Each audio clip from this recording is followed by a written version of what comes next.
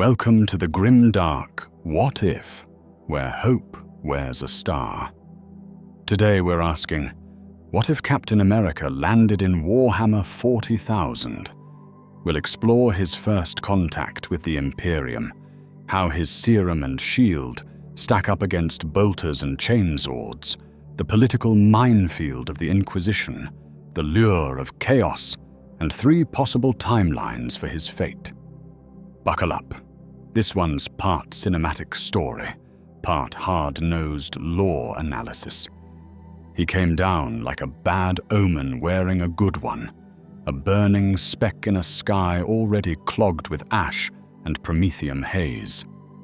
Vox traffic crackled over the retreat like a nest of angry insects, code phrases, casualty numbers, unhelpful prayers. Somewhere above the hive's smokestacks, the warp storm unzipped reality for a heartbeat and spat a man into vacuum. He hit atmosphere shield first and turned into a meteor. In the underhive, where light is a rumor and the air tastes of metal and old blood, a platoon of PDF were falling back by bounds through a collapsed transit artery. Their lasguns hissed in panicked rhythm. Their boots sloshed through sump water and chem runoff. Behind them, the enemy sang. It wasn't a song with words, more a pressure in the bones that made trigger discipline a myth and courage feel like a lie. Cultists in flayed masks, traitor militia with scavenged heraldry. Something larger moving just out of sight. Warp fire making its silhouette wriggle. Then the ceiling cracked. A ceramite door buckled. Fire drew a chalk line down the corridor and terminated in a man who did not break when he landed. He hit the ferrocrete on one knee, the impact blooming dust in a ring. The shield took the rest with a metallic thunder that made everyone flinch. For a second, nobody fired. The stranger stood, steam lifting from his suit, the paint of an unfamiliar star unscorched on the round of his shield. His eyes did a fast inventory.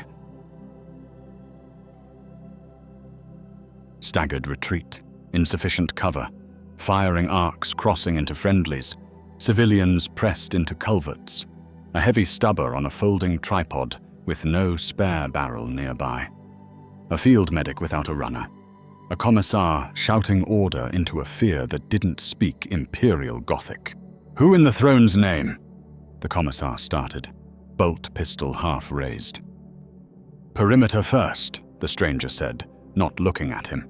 His voice was calm, American vowels drifting like contraband. "You, heavy weapon, swing to that choke point. 2-second bursts, go easy on the barrel. You 3, flip those hab doors, hinge side out, angle them. Good, like that. I need overlapping fields watching this corridor and those stairs. Civilians down, eyes shut, hands on the line." A guardsman blinked, then moved. The squad moved with him. Humans want instructions. Panic is just a vacuum where orders should be. The stranger filled it like he'd been poured from a mold shaped by war. The first wave hit before the barricades were even braced. Hooded shapes surged through the smoke, stubbers coughing, autogun rounds sparking off ferrocrete and ribbed plasteel supports. The stranger didn't aim. He placed the shield where the rounds would be. The metal drank impacts with a deep, punitive thud, the way a cathedral door swallows a storm. He slid to the side, ricocheted a burst away from the medici, caught a thrown blade on the rim, stepped through the opening it gave, and put a cultist down with the clean efficiency of a man who believed in tendons and leverage more than he believed in killing. "Loss sustained. 2 on the left, 1 on the right, and keep your heads down," he said, already moving. A guardsman with Acadian pattern lasgun nodded, braced, and stitched bright lines into the dark. The smell of scorched cloth and cauterized meat joined the sump stink. The heavy stubber found its voice and began to pronounce judgment in square, heavy syllables. They fell back 5 meters by plan instead of panic. The stranger lifted a hab door with one hand, placed it to create a firing port, and used the other hand to bounce his shield down the corridor like he owned the geometry. It took the kneecaps out of a charging brute and caromed back into his palm as if the air itself respected punctuality. A Vox operator gaped, mouth still forming litany fragments. The commissar shot him a look that could have scored metal, then snapped, "You will report this anomaly after the engagement. For now, you will fire." The anomaly had already noticed the failure point, a narrow utility vent to the right, just high enough for a flanking crawl. He sent 2 guardsmen to weld scrap across it, then grabbed the medic's bandolier and redistributed it like a quartermaster on a deadline. Tourniquets here, coagulant there. Mark your carriers. He pointed at a boy hiding behind a drum, civilian eyes huge. "Can you run?" The boy nodded, glued in place by fear. "Take this line. Lead anyone who can walk to the stairwell, 3rd landing. Don't leave the handrail. If someone falls, you go back for them. That's your whole mission." He put the handline into the boy's grip like it was a medal. People obeyed medals. The pressure built. The second wave came with icon bearers and a flamer cobbled from promethium canisters. The corridor became a throat-swallowing fire. The stranger didn't try to contest flame with flesh. He snapped a signal to the heavy stubber team, down, and cut left, shield-shouldered Tantould, sprinting along a catwalk that paralleled the artery. He moved like the laws of motion had made a gentleman's agreement with him. 4 steps, launch, drop. He hit the flamer man from above, shield first, the rim smashing the nozzle aside so the gout washed the ceiling. Promethium dripped back down in orange ropes. He kicked the canister once, twice into a culvert, then bounced the shield into the icon bearer's wrist. Bones spoke a small, brittle language. The icon clanged, fell, and someone shot it in reflex as if shooting a symbol was the same as shooting a god. He hit the deck, rolling. A chainsword shrieked awake in his blind spot. He brought the shield up, and the teeth bit into the metal with an ugly, hungry chatter. He didn't contest the edge. He let the attacker commit, framed the blade, rotated his wrist a fraction, and the chain jammed in the rim. The cultist pulled, overbalanced, and met a knee that was all business. The stranger tore the sword free and threw it into the floor, where it chewed sparks and then died in a tantrum of clattering teeth. "Watch the vents!" he shouted, and a last burst seared past his cheek from the very place he'd fortified. A hand had found a gap. He swung the shield without looking and heard knuckles break. Then a cry choked down to protect a secret. "Good welds or no welds at all," he added, already forgetting the face attached to the hand. The commissar was watching him the way a hawk watches a viper. He took in the stranger's restraint, the way he put men down instead of apart when he could, the way he barked orders without invoking the Emperor, the way the troopers responded like the weight on their backs had lightened by degrees. This was helpful, and it was heresy, and those 2 truths were currently married by necessity. He kept his bolt pistol lowered but not holstered, which is what a man does when the math isn't finished. "Name and regiment," the commissar said between volleys. "Stephen Rogers," the stranger answered, eyes never leaving the corridor. "Not your regiment." "That is correct," the commissar said, "and yet my men move when you speak. Because the plan works." He pointed. "Rotate barrels at 30. You swap places with the loader. You're better under pressure. Keep your elbows in. You're telegraphing your reloads. Stretcher straight through here. No, don't stop. Keep moving. Medici, You need runners. Pair anyone with 2 hands and a pulse." A third wave gathered, and the pressure in the air grew heavier. The Vox operator flinched as something whispered through the machine spirit. Promises knotted up in static. Lights guttered. Pict feeds skittered with snow. The floor trembled to the tread of something bigger. The stranger moved before anyone else did, measuring the span of the artery, the height of the supports, the fatigue lines in the ceiling. He grabbed 2 thermal charges from a satchel. Whose satchel? Nobody knew. Maybe the universe had simply given him what he needed and slapped them on opposite pillars at a height that would drop a curtain of rubble without collapsing the roof. "When I say fall back," he told the heavy team, "you don't argue. Everyone else, you're already moving to the stairwell." "You will not cede ground," the commissar said, by reflex more than conviction. "We'll trade it for time," Rogers said. "I'll pay." He dove back into the corridor before that sentence could be weighed.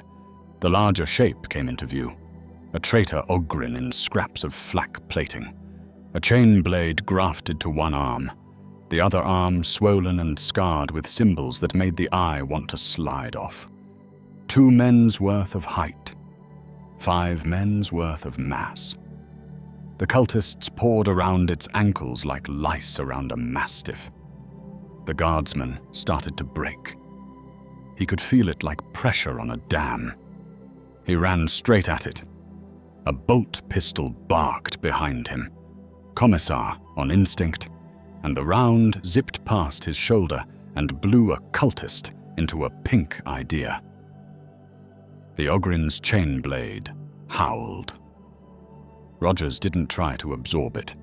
He slid, feet first, under the swing, shield up to take the glancing shrapnel, then curved left to keep the beast turning.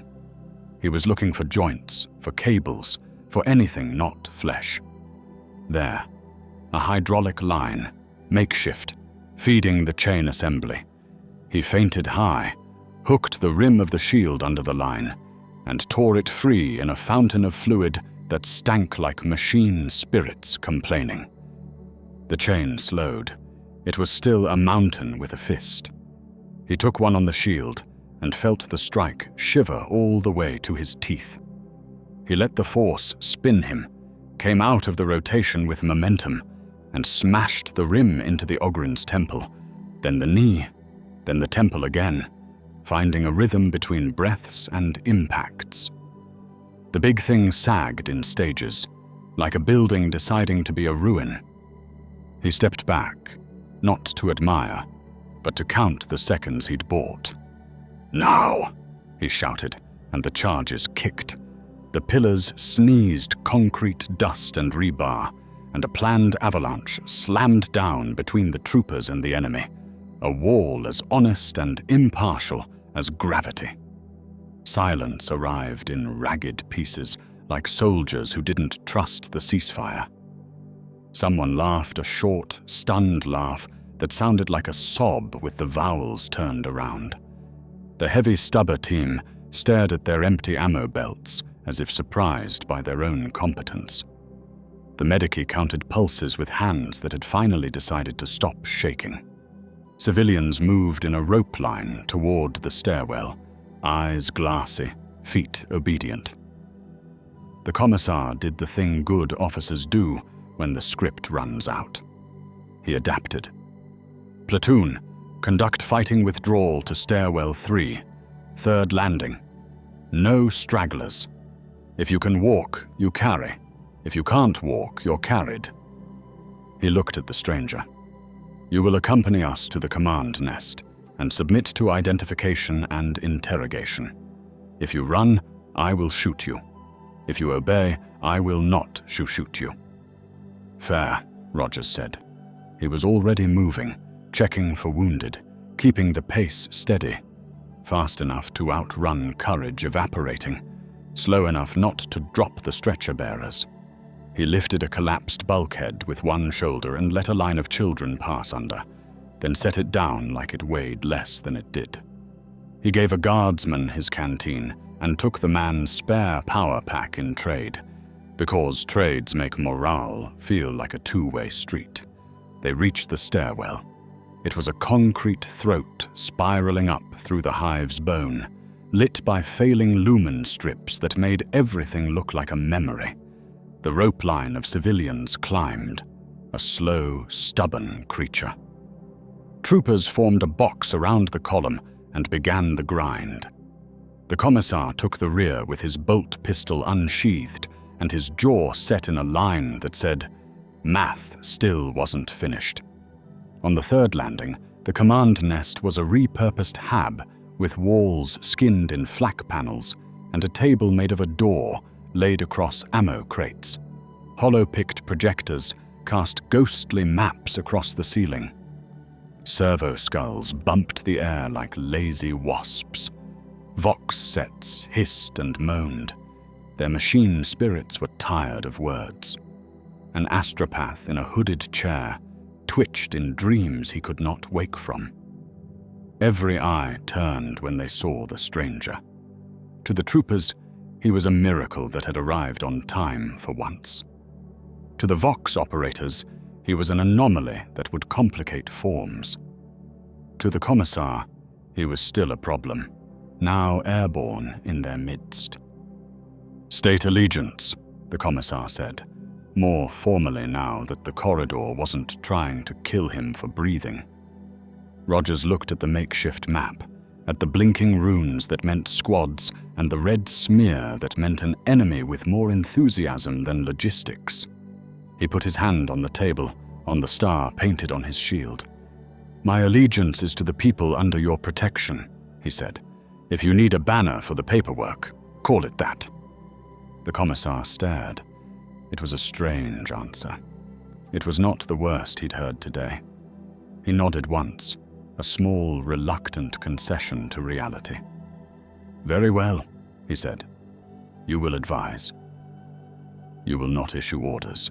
If your advice saves my men, I will continue to not shoot you."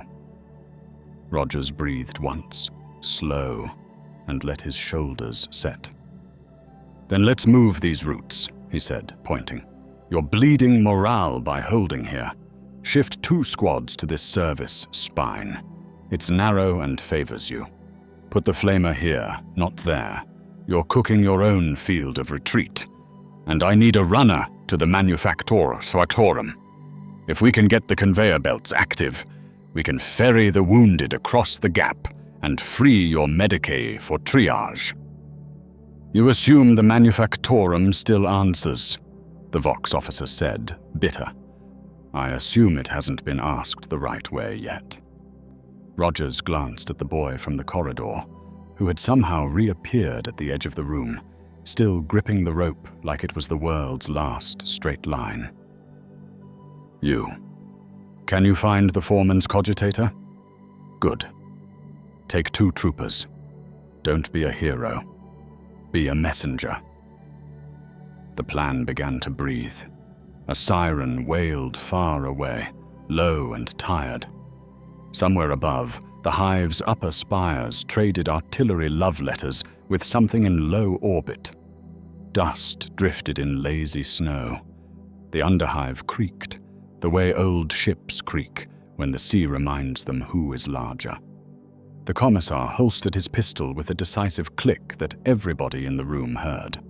"If you are a heretic," he said conversationally, "you are a very competent one.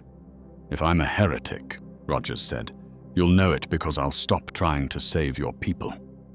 He looked down the stairwell where the rope line moved, imperfect and stubborn, toward a light that might be another promise. "Until then, I work for them." He picked up the shield. It caught the lumen strips and threw back a white coin of light into the gloom. The next order was already in his mouth, shaped to fit the men who needed it. The hive groaned.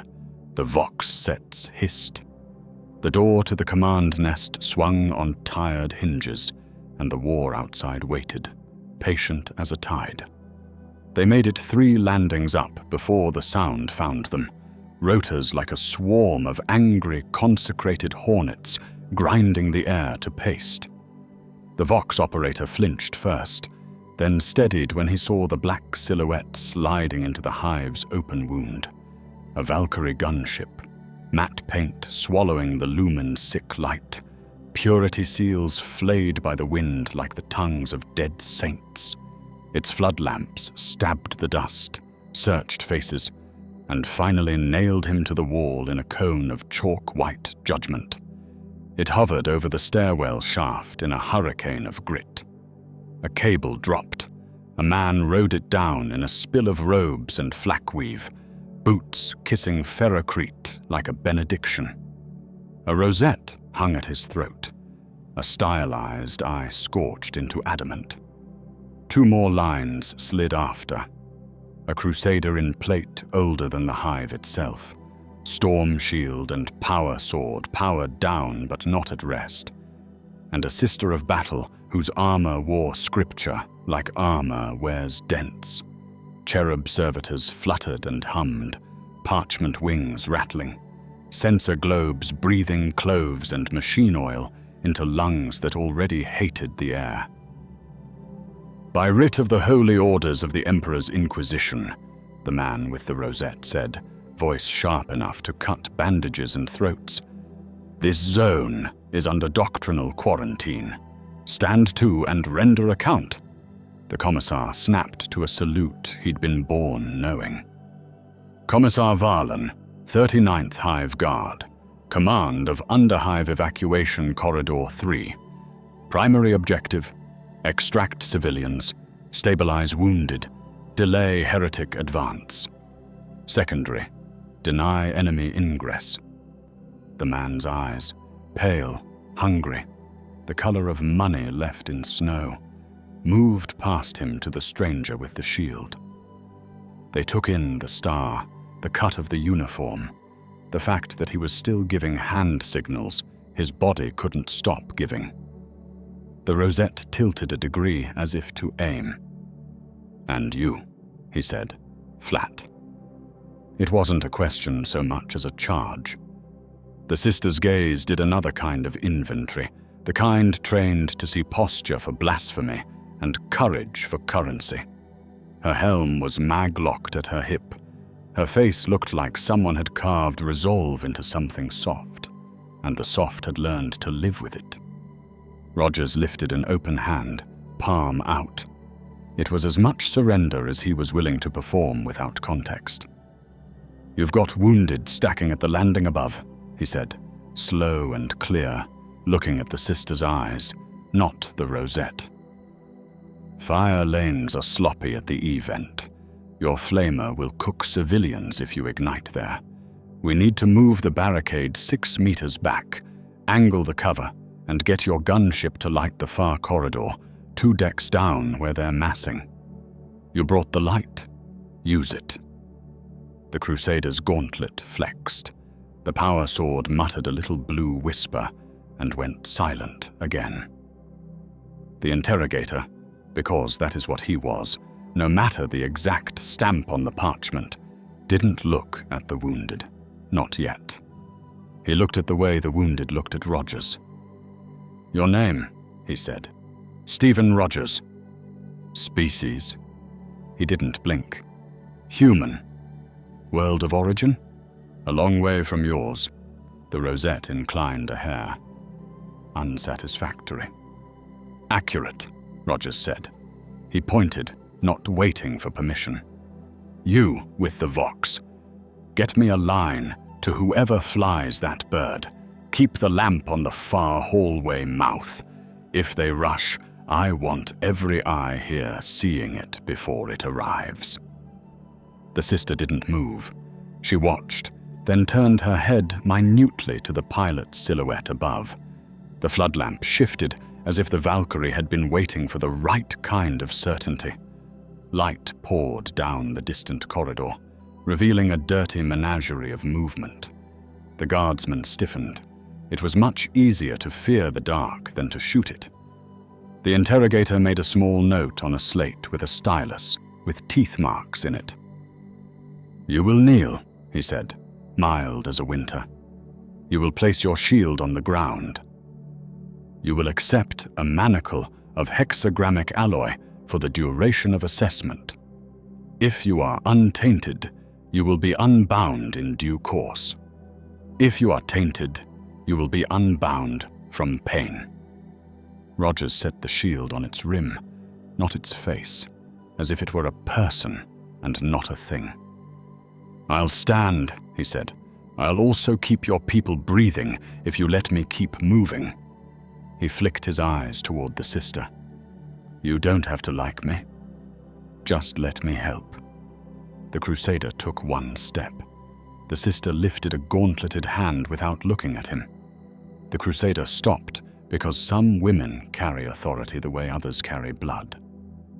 "Interrogator Fisk," she said softly, and it wasn't a suggestion. The corridor. They all heard it then. The tide of boots, the scrape of metal on metal, the mutter of a hymn you don't teach but remember when you stop being someone you'd recognize.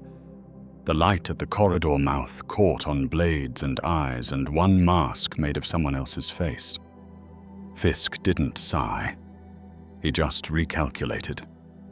"Acolytes," he said, and the retinue flowed forward and did what retinues do. A sister Diala Ogus, slim, skull-braided, brought up a vox thurable to taste meanings in the stranger's words. A sanctioned psyker with eyes like drowned coins blinked and let the warp breathe on his tongue.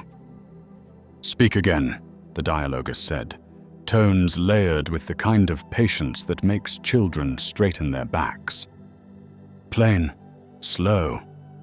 I would know your mouth in low Gothic." Rogers obliged, each sentence a plank put down over a hole. "Move your flamer. Stack your cover. Keep heads down. 2-second bursts. Evacuate civilians on the line. No one left behind." She nodded, satisfied. "His cadence is command," she said to Fisk. "His low is broken but honest. No contrivance of accent consistent with common Xenos mimicries." The psyker's lip trembled. He took a step closer, the sister's hand already hovering near the hilt of a blessed knife in case breathing became a different activity. The sanctioned man sniffed, the air turning to glass for him, and then back to air. He tilted his head like a bird listening for worms under snow. "Cold," the psyker said, voice raw with the wind that lives behind voices. "Old cold." A long absence around him where time should lie. But no mark, no sigil, no taste of the great enemy, only refusal. A great refusal, sharp as hunger.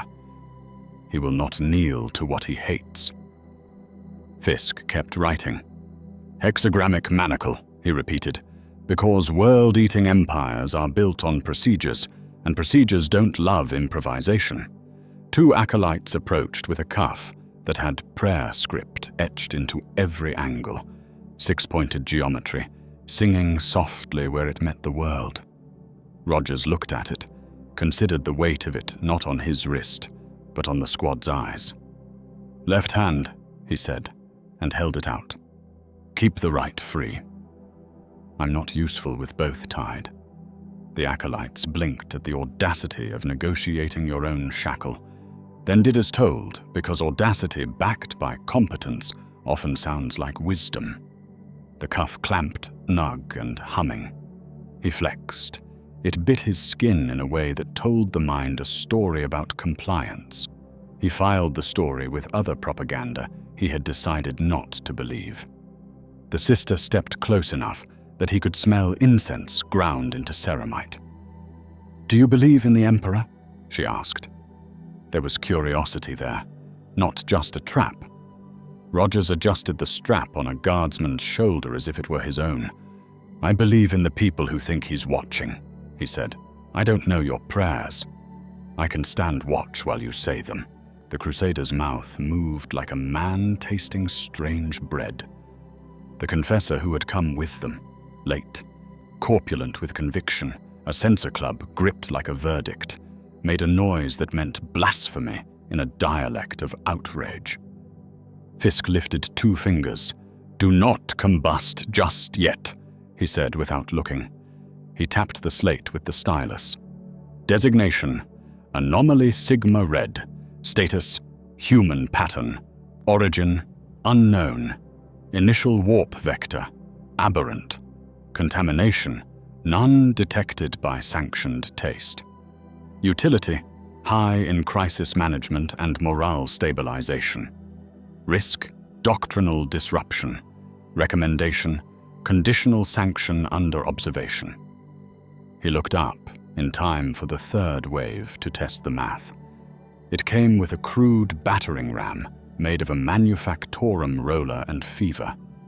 They hit the new barricade and flamed out on the angles Rogers had insisted on, their own momentum making them meet in the geometry. The Valkyrie's pilot, a professional gifted the temporary grace of clear purpose, hosed the far corridor mouth with a bright white cone, and the enemy flinched because light makes liars out of shadows. Rogers didn't wait for permission.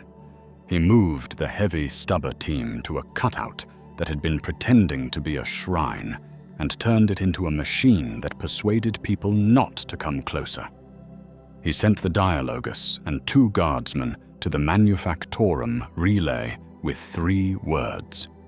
"Ask better, please." And she left with the erect fury of someone who would do precisely that. He took a second to steady the boy with the rope line. "You doing okay?" he asked. The boy nodded, eyes never leaving the line, as if looking away would turn it into a snake. The sister shadowed him, not quite guarding, not quite hunting. "Why non-lethal when lethal would be safer?" she asked, watching him disarm a cultist and send the man tumbling down the stairs alive, though only temporarily. Her tone didn't judge. It measured.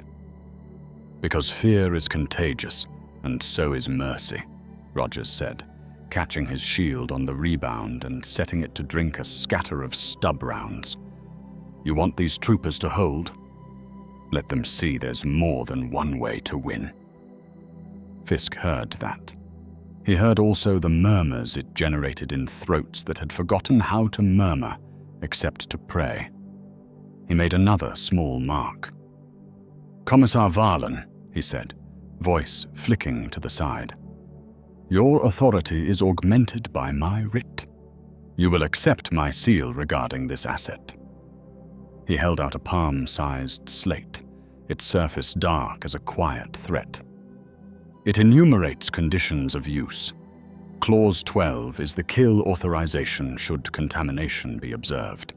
You will not read Clause 12 aloud. If you must enact it, you will do so without speech. The commissar took the slate and felt his stomach learn a new weight. He didn't look at Rogers when he slipped it into his coat. Men like him rarely thanked men like Fisk for putting a bullet in a contingency. They just added it to the algebra of command. The sister touched 2 fingers to the aquila at her gorget and spoke low, almost to herself. "The creed says zeal is its own armor. It does not say zeal is the only one." The Dialogus returned, cheeks flushed with victory that felt like righteousness. "The Manufactorum obeys," she reported. "The belts move. We can ferry stretchers across the suction trench and reduce the bottleneck by half." Rogers allowed himself the smallest smile. "Good ask." She sniffed, but her mouth tilted. I translated please to the machine spirit as 3 pages of flattery and a recital of its maintenance logs. You will say please more often. "Deal!" Fisk's vox chimed, the kind of sound that makes shoulders draw together. He lifted it. A voice like a glacier breaking filled his ear. He switched to speaker so others could drown with him. "Interrogator," the voice said, heavy with age and exemption. "Report. Is anomaly susceptible of containment, or is the problem simpler?" Fisk glanced at Rogers, at the men whose spines had learned to straighten in his halo. He calculated again, and filed the calculation against the library of hats he'd had to wear. Containment achieved. Asset exhibits utility. Recommendation: conditional use under observation and hexagrammic restraint. Request: no overt doctrinal actions that would compromise evacuation. A breath that remembered incense came back. "No exterminatus," the voice said dryly. "Not yet. The storm in orbit is conversational. If it starts to command, we will silence it with fire." A pause. "Do not anthropomorphize hope, Fisk. It is a tool." The vox clicked dead. The sister's jaw moved once, iron and grace winning some small draw. "We keep moving," she said to no one and everyone. She flicked a glance at Rogers. "And you keep your promises." He nodded. "I said I'd help." Fisk gestured, and acolytes made a little theater in the corner. Chalk lines, sanctified ash, a circle that looked like geometry's conscience. "Stand in there," he told Rogers. "It will make the psyker sleep better." Rogers stepped into the circle. He didn't like it, but he liked men with eyes like drowned coins less when they didn't sleep. The hexagram hummed softly, tasting him like ice tastes skin. The psyker's shoulders loosened a fraction, then tightened again for reasons that had nothing to do with circles. "Stable," the sanctioned one murmured. "Strong will." The warp whispers, and he reads it as wind. "Fine," Fisk said. He flicked 2 fingers at the cuff. An acolyte pressed a sigil, and the manacle's hum softened to a purr. "Provisional sanction. You are attached to this corridor's defense. You will not preach. You will not rescind Imperial authority. You will not compromise doctrinal morale. You will keep people alive. In exchange, I will not shoot you for the duration of my patience." "Understood," Rogers said, and stepped out of the circle like a man walking out of a river. "Now you're going to hate this part. We're moving the civilians through the manufactorum belts. I need your crusader and 2 of your acolytes to anchor the far end. We'll put the storm shield where the belt spills. Nothing crosses that line without a pulse." The crusader's eyes lit with something simple and clean. "A line," he said, as if the word were a psalm. "I can hold a line." "You," Rogers said, turning to the sister, "take 6 troopers and sweep the stairwell above us. Not to clear it, don't overstretch, but to find the loose threads. Any vent they can slide through, you weld shut or watch. Keep a runner between us every 30 seconds. If I don't hear from you, I come up. If I come up, you make room." She looked at him long enough for the moment to become a test. "You ask," she said, "as if I owed you obedience." "I ask," he said, "because you'll do it right." She went without another word, which in some women is the shape of respect. The Valkyrie's engines idled in a growl like a bored predator. Its pilot dipped the craft a degree to let its multi-laser rake the far corridor again and again, precise as a tailor. The flood lamp carried on painting sin into identification. The light made the enemy commit in uglier ways. The manufactorum belts clanked to life in the near distance, coughing dust and forgotten screws. Troopers laid planks. The first stretcher rolled, swayed, corrected. The second followed, then the third. A child laughed once, high and terrified and relieved, and not caring which was which. The rope line moved. The confessor swung his censer, and muttered prayers that tasted of smoke and grudging gratitude. A cultist broke through the painted light like a fish through a net. He ran, wild with private sermons, knife up and mouth open to show the lack that faith had left behind. He met a wall of star-painted metal and a hand that broke his wrist and a knee that suggested bed rest. Rogers pushed him toward the Crusader as if tossing him into a ledger. "Processed," he said. The Crusader obliged in a way that balanced justice with the day's schedule. A siren somewhere far above threw its voice down the stairwell, singing that something larger had moved in orbit. Fisk didn't look up. He scribbled another note. Asset stabilizes local morale. A doctrinal threat if made public. Recommend controlled myth. "Interrogator," the commissar said, and his tone had a burr of worry he hadn't shaved off yet. "There are whispers that the Governor's Council seeks scuttle charges for the West Spires. Civilians still in there. They say it will save the East Habs." Rogers looked at both men. "It'll save their reputations," he said. "It'll boil the West Bloc alive and make the East hate you forever." Fisk's stylus paused.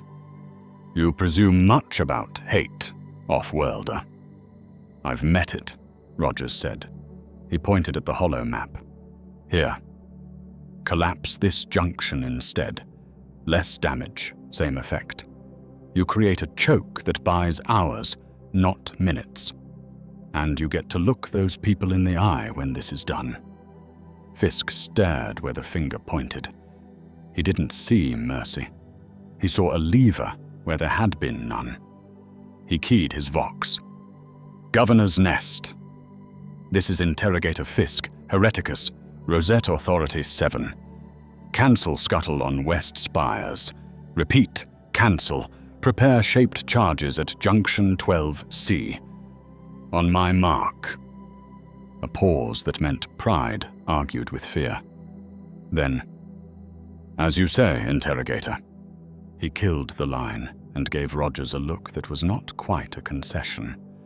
"Your priorities are noted," he said. It was as much a thanks as men like him give. Another wave, smaller, probed and died. The Sisters' runner came, out of breath but intact. "Vents sealed," she reported through the boy's ribs, which were still learning how to accommodate air under stress. "Found 2 cultists hiding under a prayer dais. One surrendered at the sight of a relic. The other tried to bite my finger." She held up her gauntlet, dented, not bitten. "He failed." "Post them on the belt, hands bound," Rogers said. "They can carry stretchers on the way out." "They don't get knives. They do get water." The confessor began to inflate like a frog in spring. "You will not recruit the unclean." "I'll use their hands," Rogers said, without looking at him. "If they want to save lives now, they can. If they don't, they go to the back under guard. Either way, the stretchers move." The sister looked at the 2 shaking men, at the water bottle the boy wordlessly extended, at the way terror can be bent into service without ever being blessed. She nodded once. "Hands," she told them. "Carry. Look at the floor, not at the angels on my armor. If you look at the angels, you will see them later, and you won't like the context." The belts rattled. The Valkyrie breathed light. The line moved. The hive's bones creaked. The star on the shield caught a lumen flicker and threw it down the stairwell like a coin into a wishing well that had never granted a wish out of principle. Fisk stood very still in the middle of the command nest, which is a way some men move when the world changes shape by degrees you can only measure against your own bones. He was not a man who loved hope. He was a man who had seen hope fed into grinders to make policy. But he watched the troopers straighten when the stranger passed. He watched the civilians accelerate when the shield appeared at the head of the line. He watched the commissar carry a slate that weighed more than bullets and not look at it and not look away. "Anomaly Sigma Red," he said, mostly to the slate, partly to the Empire. "Will continue under observation."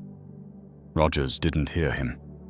He was at the barricade again, setting a laser gun just so, tapping a trooper's elbow into the comfort of a better angle, telling a kid who'd stopped crying that crying had never disqualified anyone from bravery.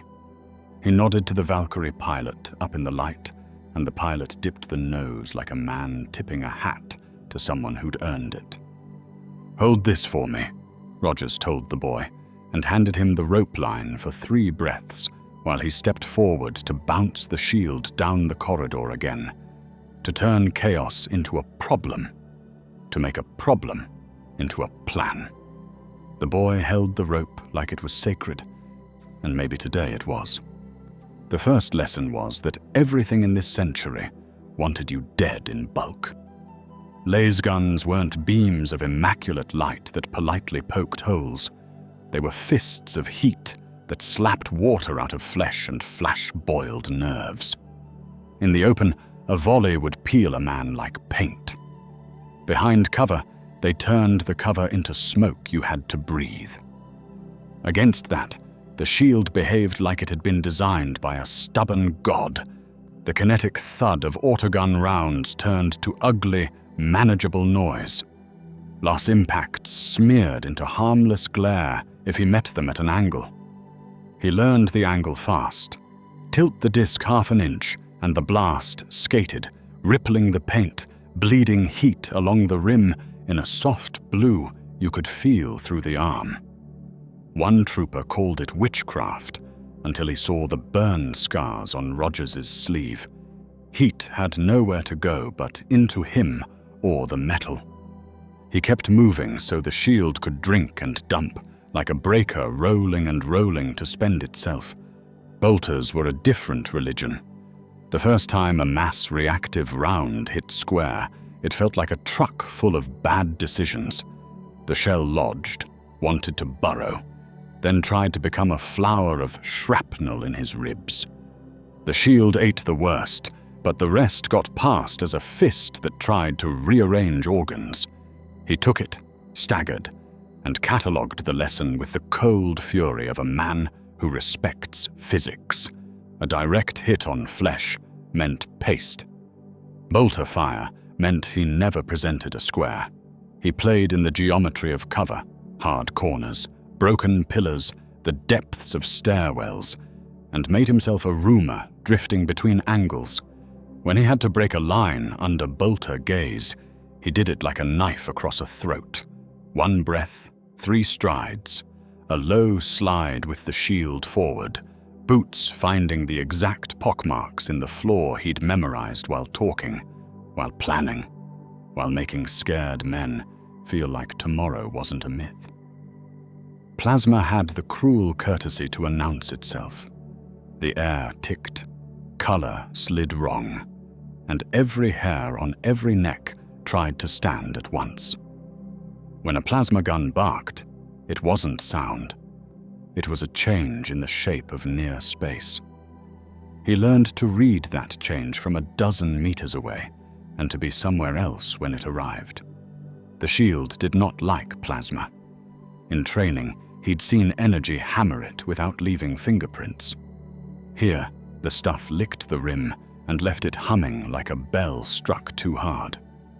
One glancing kiss scorched a crescent through the paint down to bare metal and left his forearm numb for 5 minutes he pretended not to need. He filed plasma under "Do not contest." You beat it by making the shooter overheat his own miracle. Show him targets, move him, make him greedy.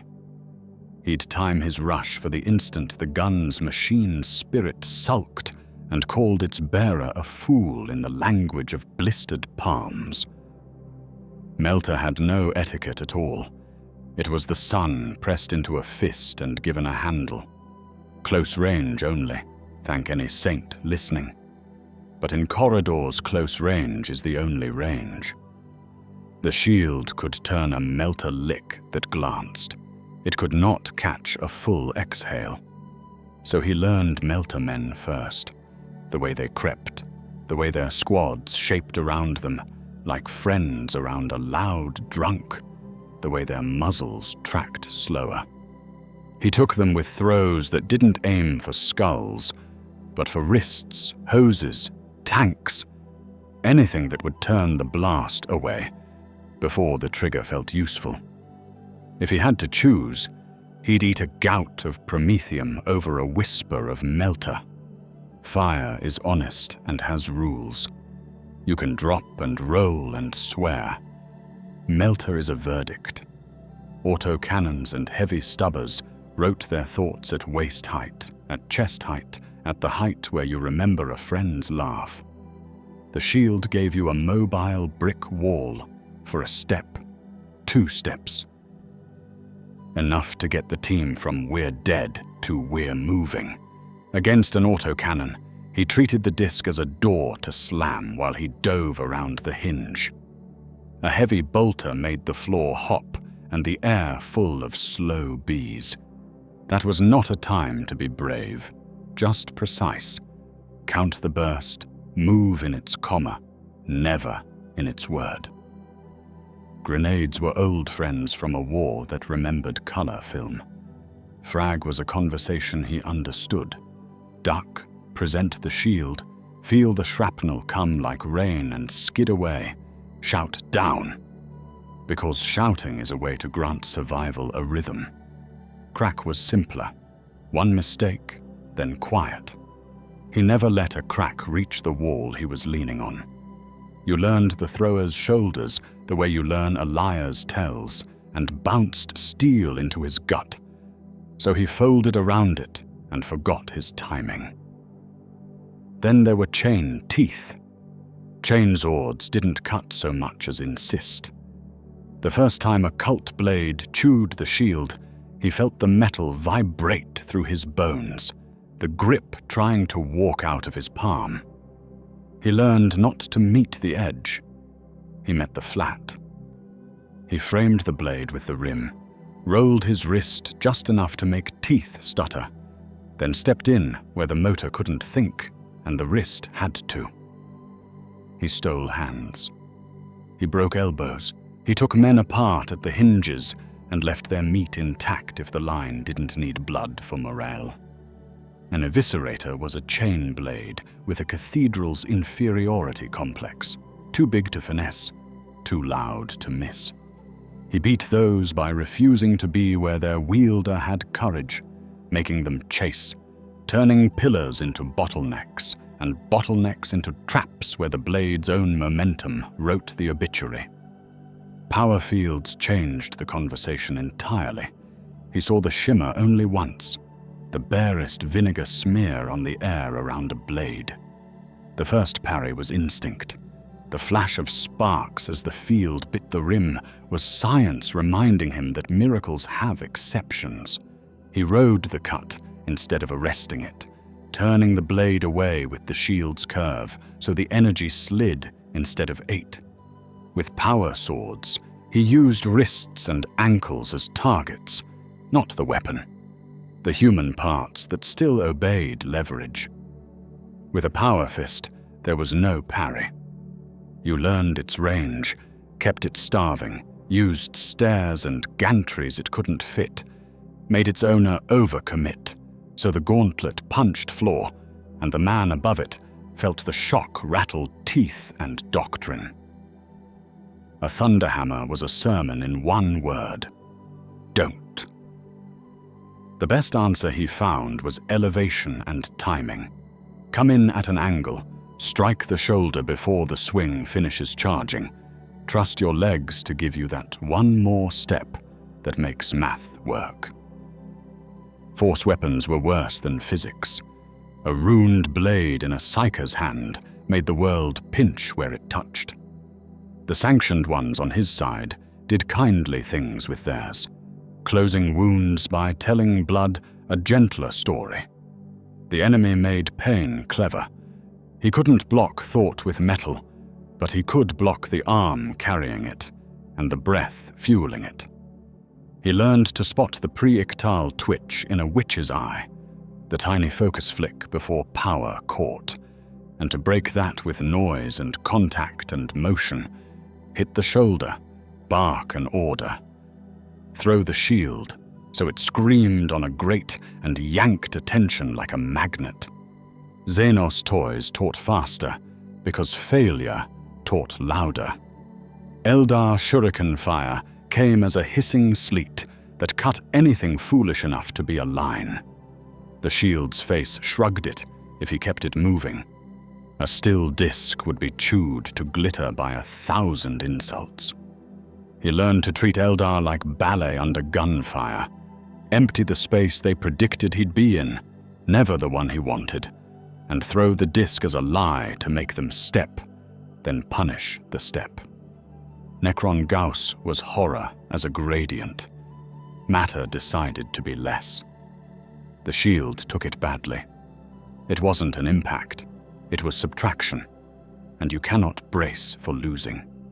He never presented the face to Gauss for more than a blink, and he never stayed in a green beam longer than a curse lasts in a good man's mouth.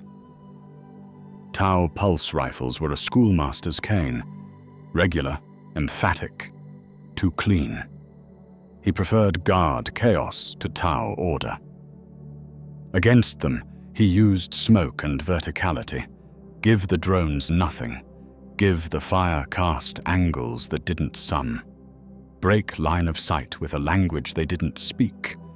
Dirt, clutter, human unpredictability. Orc smasher. Slugs you could catch if you were stupid. He wasn't. Tyrannid bioacid and spine storms asked different questions. Could you seal a gap with a table before the chitin got through? Could you wear a rebreather long enough for spore clouds to grow bored of your lungs? Enhanced physiology helped. It didn't write exemptions. He let the sister jam filter plugs in his ears and took the rebreather without pride, because pride isn't oxygen. Armor came in tiers his old war didn't have. Carapace shrugged autogun and frowned at Lass. Power armor made autogun a joke and Lass a suggestion. He couldn't crack Astartes plate from the front without a tool meant for it. So he stopped trying from the front. He learned joint suites the way locksmiths learn locks, behind the knee where actuators pack tight, under the pauldron where cabling likes to live, the neck ring when the helm is off, the grill on the backpack where a reactor breathes its little hot breath. He used the shield like a crowbar at these seams, not to crush but to pry, to make space for a crack the size of a fist or for a melter nozzle to kiss for one unkind second. He made Marines turn. Once they turned for him, they showed his squad their flank, and the guards' ugly persistence did the rest. Vehicles made you honest. A rhino was a door with engine. You denied it the door. Wedges, barricades, mines, melters. He'd ride the hull like he was late to work, slap a charge where armor was an afterthought, then slide off before the driver did the bad math of acceleration versus inertia. A chimera had teeth in the hull and friends inside. You didn't wrestle a chimera. You bullied it into a choke where its angles betrayed it, and its guns couldn't swing. Leman Russ turned conversation into artillery. The first shell that hit near taught him what the hive's floor tasted like, and what being inside a bell felt like. The shield cut fragments out of the air like a chef. It did not argue with overpressure. He learned to count seconds between boom and scream, to move on the half beat, to hear the loader's rhythm as if the enemy gun had a pulse. Knights and larger were theology with legs. You didn't fight them. You survived them while getting your people out and calling someone who wore bigger prayers. Once with a sentinel, he got greedy. The chicken walker strode through smoke, multi-laser chattering. He misjudged a step, let the leg get inside his rhythm, and only the luck of a loose cable spared him being a smear. He didn't repeat that lesson, because repetition is for drills, not funerals.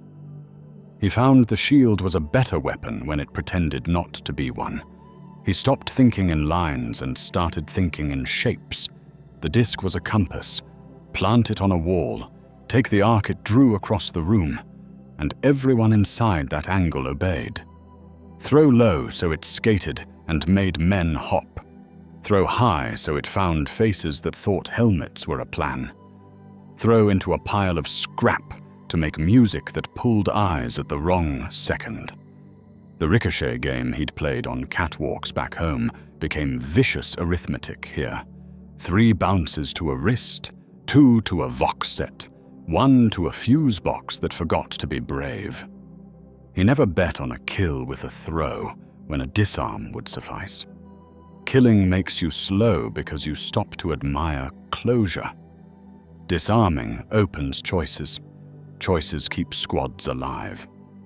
The serum gave him a body that handled abuse like a professional, but the millennium tested even professionals.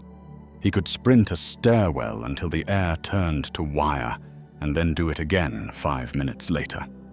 He could carry a man in each hand and a third across his shoulder and still keep his feet light enough to dance a minefield. He metabolized fear faster than the troopers around him. His hands stopped shaking sooner. Toxins worked. They just worked slower. He bled, and it mattered, but he bled like an argument, not a crisis. Chem-slick flaws that sent men sprawling gave him half a stumble. Rad warnings that made others vomit gave him a headache he compartmentalized with a grunt and a joke. When Nurgle's perfume wandered down a corridor, sweet wrong, copper sugar, he felt his skin want to give up. He did not let it. He put on the rebreather, and when it fogged, he wiped it with the back of his glove and kept his feet on beats, left, right, live. Doctrine wanted him to be a banner. The battlefield insisted he be a metronome. He set fire rates with his palm, not his mouth. Tap the helmet twice. Burst. Flat of the hand. Steady. Brush on the shoulder. Breathe. He fixed stances, then fixed minds by giving everyone a job small enough to own and big enough to matter. You're the guy who watches that vent. You count to 4 between them shots. You tell me if you stop hearing the pilot's engines. He used the shield not only as cover, but as a whiteboard, chalked crude diagrams on its back, fields of fire, fallback routes, who covers who when the line bends. In lulls, he flipped it, showed the troopers what winning looked like in rectangles and arrows. The star on the front put courage in them.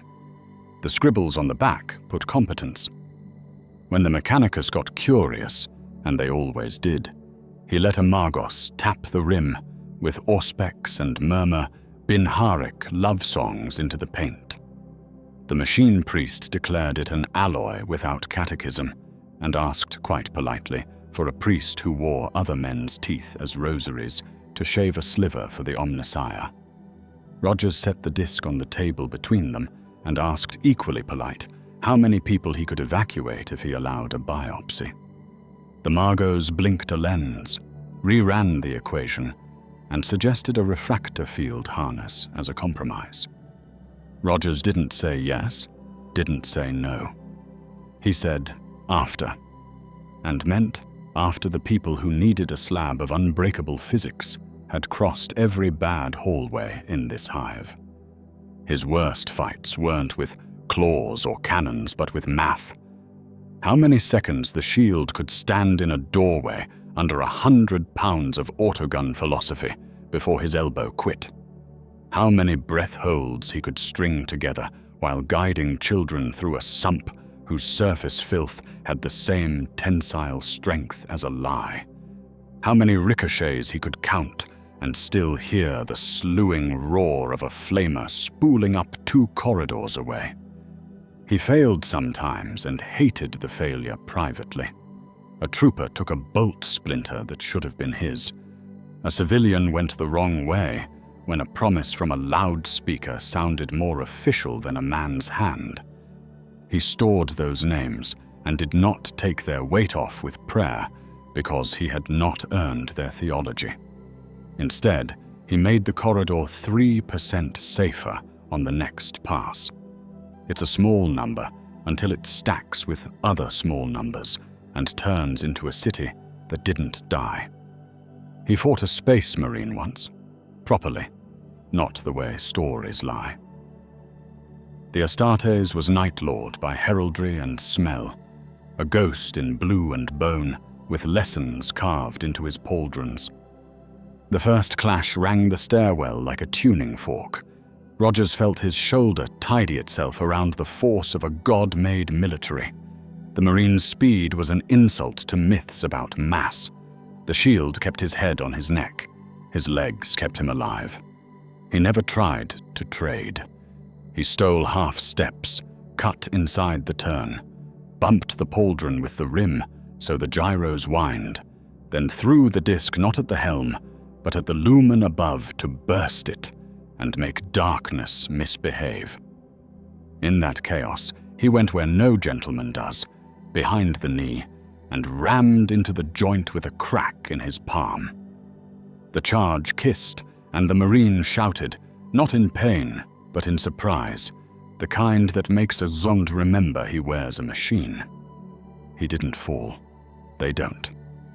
But he stumbled, and in that scandal of physics, the guard's last fire stitched red on blue, and a melter team did the ugly close work.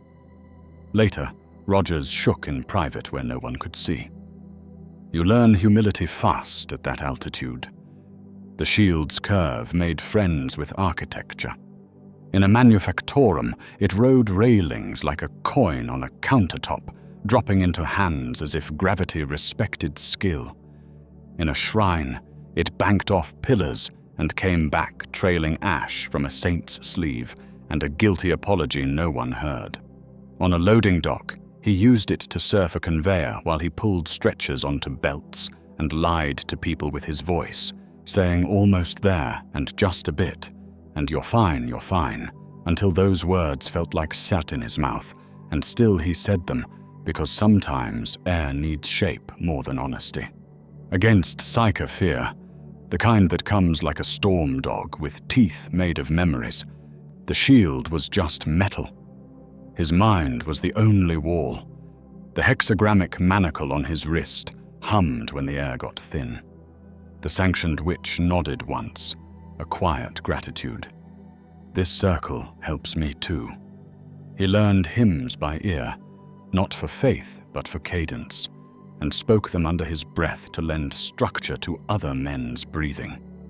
He stood next to the sister when she sang, and the room steadied because 2 different kinds of refusal were louder than one. He told the boy with the rope a story about a rope that ended in sunlight and didn't add how often ropes don't. He handed the shield to the child for 3 breaths again when the boy's hands needed to remember strength. He took it back with ceremony, because ceremony is how you fix the world for 12 seconds at a time. He learned the enemy learned him. Cultists started aiming low to bounce rounds under the shield's lip. He dropped to a knee and made the disc a floor. They cursed and shot their own toes. A flamer team tried to bounce fire off a ceiling to catch his back. He smelled the chemistry of it, that ugly sweet, and rolled under, letting promethium paint the shield and burn clean, while he shoved the nozzle into a puddle to choke the flame with its own greed. A champion came with a power maul and a smile that said ritual. Rogers didn't hit the man. He hit the maul's capacitors with the rim, once, twice, and let the weapon decide it was a rock again. The champion's smile learned humility at the speed of a broken tooth. Between shots, between lungfuls of someone else's dust, he kept a ledger in his head of what the shield could promise and what it couldn't. It could promise a window. It could promise a path from here to there across a room full of disagreement. It could not promise that the room would still be there tomorrow. It could not promise that holding a door today meant the door would remember you did it. It did not care about doctrine, rosettes, or the bureaucracies that eat victories. It cared about angles, impacts, and the weight transmitted through bone into a will that refused to kneel to anything but the job. Once under a cracked skylight, where ash fell like lazy snow, he propped the shield against a column and used it as a mirror to watch an alley while he tied a boy's shoe. The boy asked if the star meant he was a saint. Rogers said no, it meant he knew where to stand. Later, in a lift shaft turned into a vertical trench, he braced the disc across the opening to turn a ladder into a protected throat and sent the wounded up under it, a slow procession of breath and grit and groans and suppressed prayers. He took the last climb with his arms humming, legs full of iron, chest sawn open by air's refusal to be enough. At the top, he pulled the shield free and set it against his thigh until the world stopped pulsing. Then he turned, listened for the next wrong sound, and made himself a moving piece of tomorrow again. Everything tried to teach him despair by scale.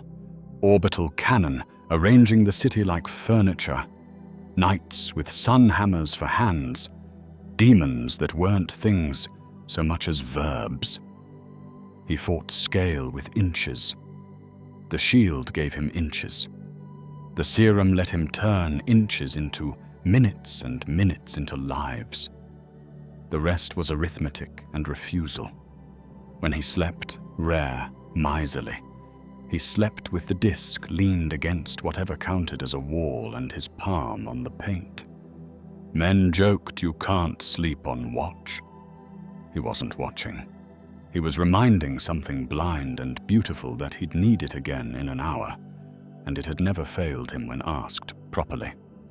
The offer came in pieces, the way everything did here, fragmented by smoke, carried by messengers with soot on their teeth, argued over while someone reloaded. The first piece had cog teeth. They led him to a chapel that used to be a data crypt, arches in red steel and stained glass, retelling parables of maintenance. Parchment hung like ivy. Servo skulls hovered and clicked their tiny jaws, tasting the air for sacrilege. The Margos wore red and the silence of old machines. Below the hood, a mouth still human, eyes that were not. She introduced herself with Binharik that felt like a cold draft on the skin, and then kindly translated. Magos Dominus Caspelin, Rite of Biologus with a minor in war. Her mechadendrites circled the shield like cautious cats. Non-standard lattice, she murmured, brushes skimming the rim, auspex gantries blooming. No spirit in our registries matches this feel. It is obedient without liturgy. Admirable. She glanced at his wrist where the hexagram hummed. You are also adrift, yet consistent. Admirable twice. I try to be useful, Rogers said. Then permit utility to scale. A tendril set a small projector on a box of incense until the holy smell smelled like hot dust. Lines appeared, spinning diagrams. A man in profile with a shimmer around his torso, nodes along shoulder harness and belt. Refractor field. Munitorum grade is unreliable. Cult tier is indecent. My design is patient, anchored to the shield's edge. No perforations, no violation. You get a curtain that hangs where the disc instructs. It will drain as it drinks. You will feel tired in a way you mistake for bad mood. In return, last fire becomes old weather, and small arms become manners. It fails under sustained melt or plasma. Truth has maintenance boundaries. Accept, and I will ask only a tithe of samples. Hair, sweat, a sliver of skin you would shed anyway. We will not excise your miracles. He heard the promise and the plea inside it. Behind her, a junior engineer buzzed prayers to a battered conveyor's spirit, hands gentle on its rust. The manufactorum belts, his belts, rollers clanking lives across pits they would have fallen into otherwise. No holes in the shield, he said. Casperline inclined the hood. No holes, no solvents, no naming rights imposed upon it. You may keep its old god nameless. A pause, more human than machine. Your star makes a good icon. Some saints were not ours and did good work anyway. He made himself ask the mean question. And if I say no? A different anchor. A harness that distrusts you and therefore misbehaves. It will spark when you need to quiet. It will sulk when a machine should forgive. You will see more men die between here and the next staircase. Also, I will be disappointed. Give me an hour, he said. You may have 14 minutes. After that, your hour will be bought with more casualties, and that would be poor arithmetic. A tendril touched the rim again, a lover's careful finger on a scar. It is good metal. It is better than any I have given my sons. It is cruel of you to make me admire a spirit I cannot sanctify. He smiled without humor. You can admire the work and leave the sermon for someone else. Ah, she said, a very old heresy, very productive in a limited theater. He let the machine priest's humor be and went out to stand in a hallway that smelled like spinach boiled in a battery. Rope Boy had learned to pass orders without dropping consonants. The commissar had learned to growl less often and mean it more when he did. Fisk watched from a corner where shadows collected to be inventoried. The sister came down the steps with ash on her cheek, like war paint she hadn't noticed. You're about to be useful in a larger font, Fisk said dryly. Try not to enjoy it. I'll take the field, Rogers said, and I'll take the field's churner if it helps. He lifted his manacled wrist. No holes, no sermons. Keep saying that, the confessor muttered behind a cough, shaking his censer as if he could smoke the vowels out of the air. They strapped the harness on him like a promise he might forgive. Casperline herself adjusted the leads, fingers precise, murmuring apologies to his skin when an electrode complained. When it spun up, the world smelled like pennies. Light crawled along the shield's rim, a thin aurora that made the hairs on his forearm debate their loyalties. He took 2 steps, felt nothing. On the 3rd step, his bones recognized a new friend and filed it under borrowed time. He moved to the barricade.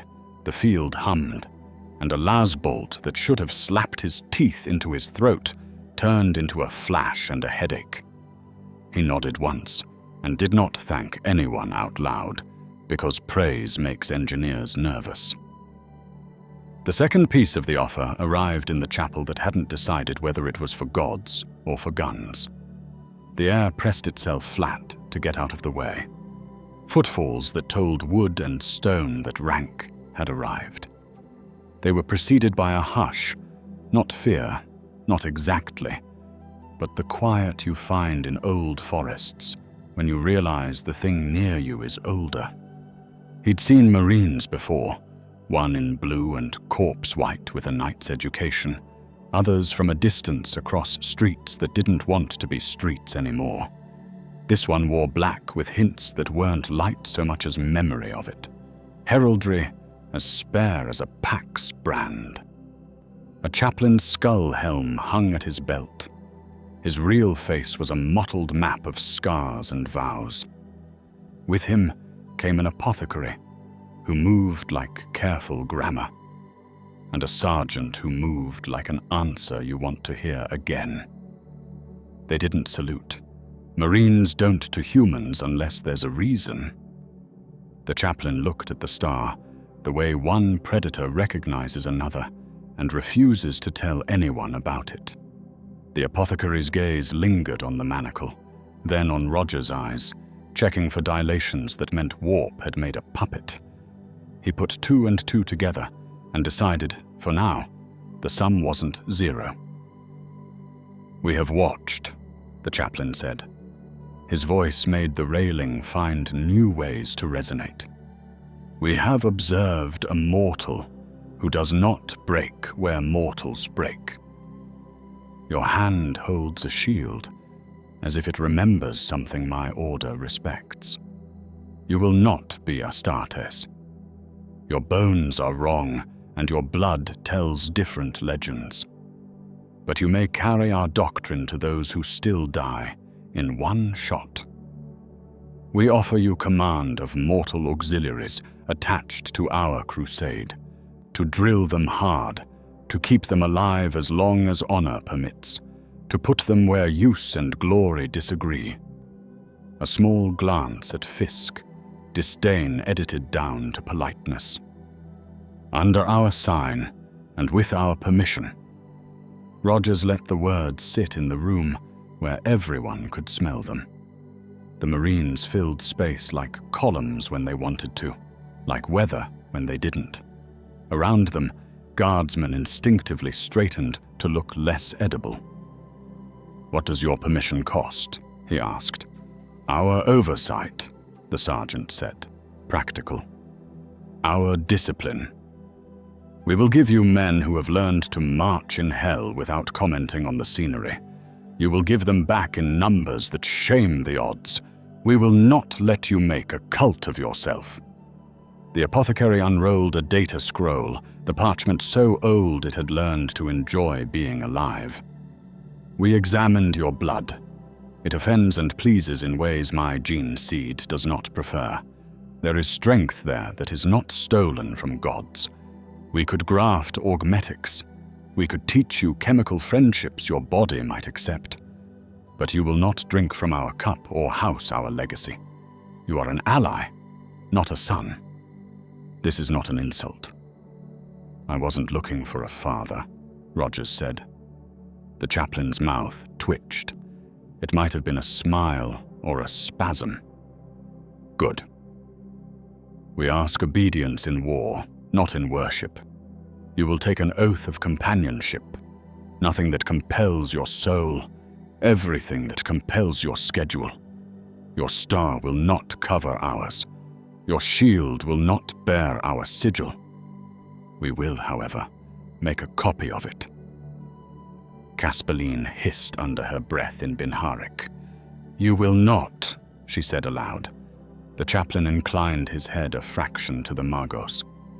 "A pattern, a lesser disc for lesser men. They will forget it is lesser if they are told well." He looked at Rogers again. "You will wear black when with us. You will teach our mortal serfs to stand where our bolters cannot be everywhere at once. We will call it the Aegis Cadre. You will call it whatever helps them move." Rogers pictured troopers with hands steady because they'd borrowed his steadiness for a week in a ruined gymnasium. He pictured the commissar choking on a new patch sewn on sleeves because patches scare officers into remembering that men sometimes have loyalty in more than one direction. He pictured being told when to stop saving a town because a timetable had a nicer shape than a refuge.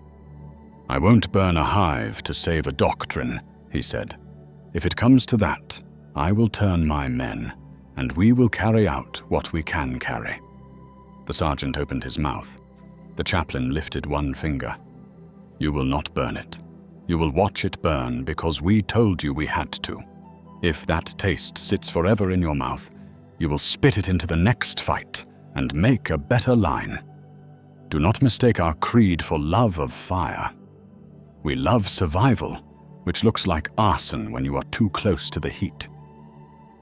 Fisk, who had learned to let other men be villains when it saved ink, exhaled through his nose. "Your Aegis cadre will report to me as well," he said. "The Inquisition is not a spectator sport." The chaplain turned his head slowly, like a turret politely declining to track. "We will not argue jurisdictions in a stairwell. We will argue them on parchment, while men march, we're told. Do not mistake parchment for softness." "Gentlemen," Rogers said, and the word included the sister and the Margos, because sometimes grammar needs correcting by example. "Before you brand anyone, we have people to move." The third piece of the offer wore paper as armor.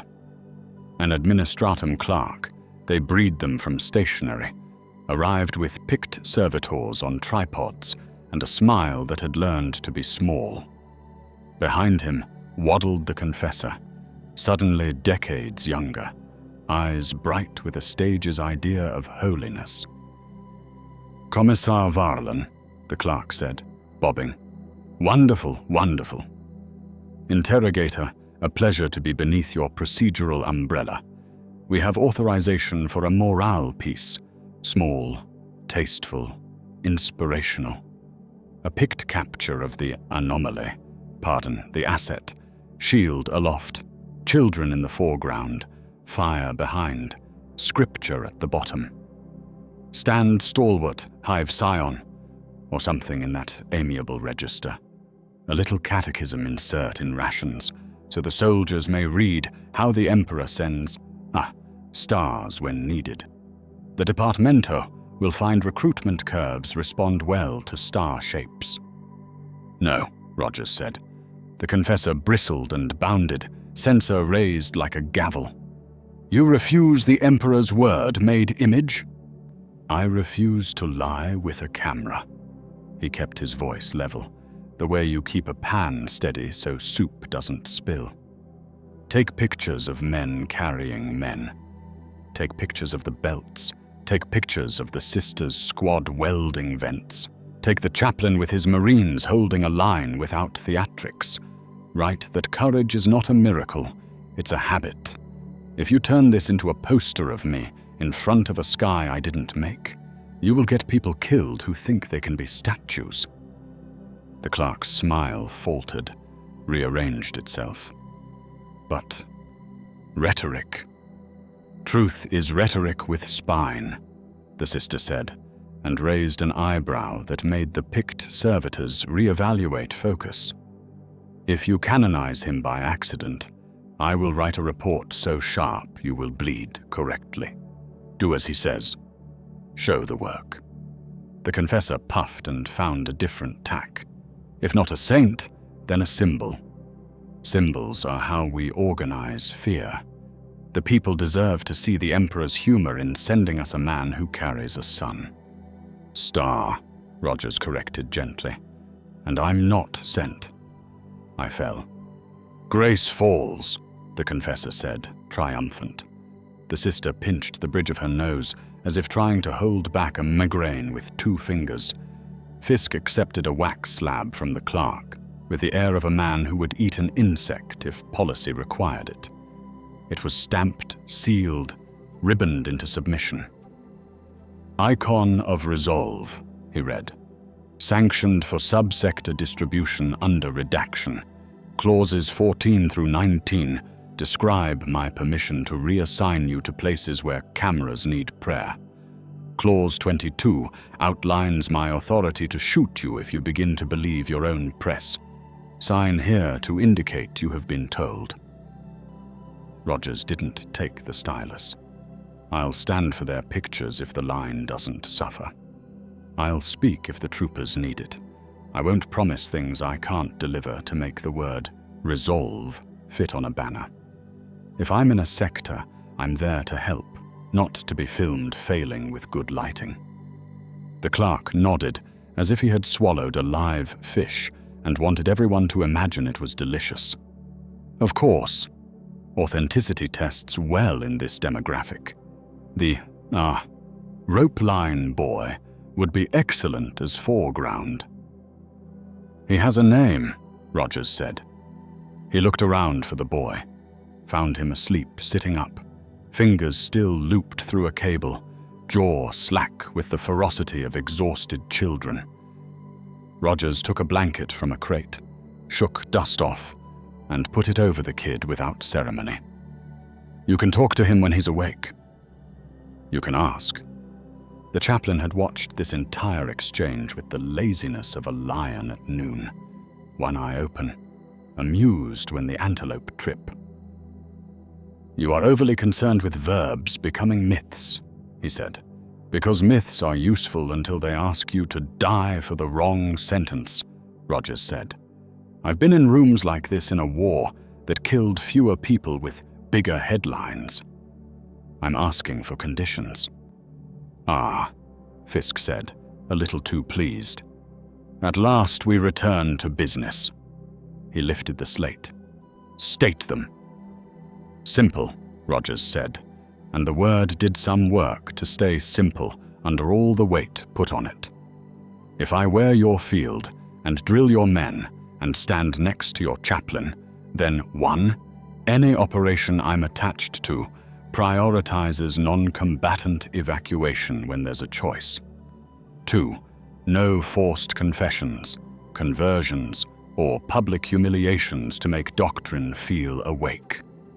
You do your rituals, you don't make civilians swallow them to earn air. 3.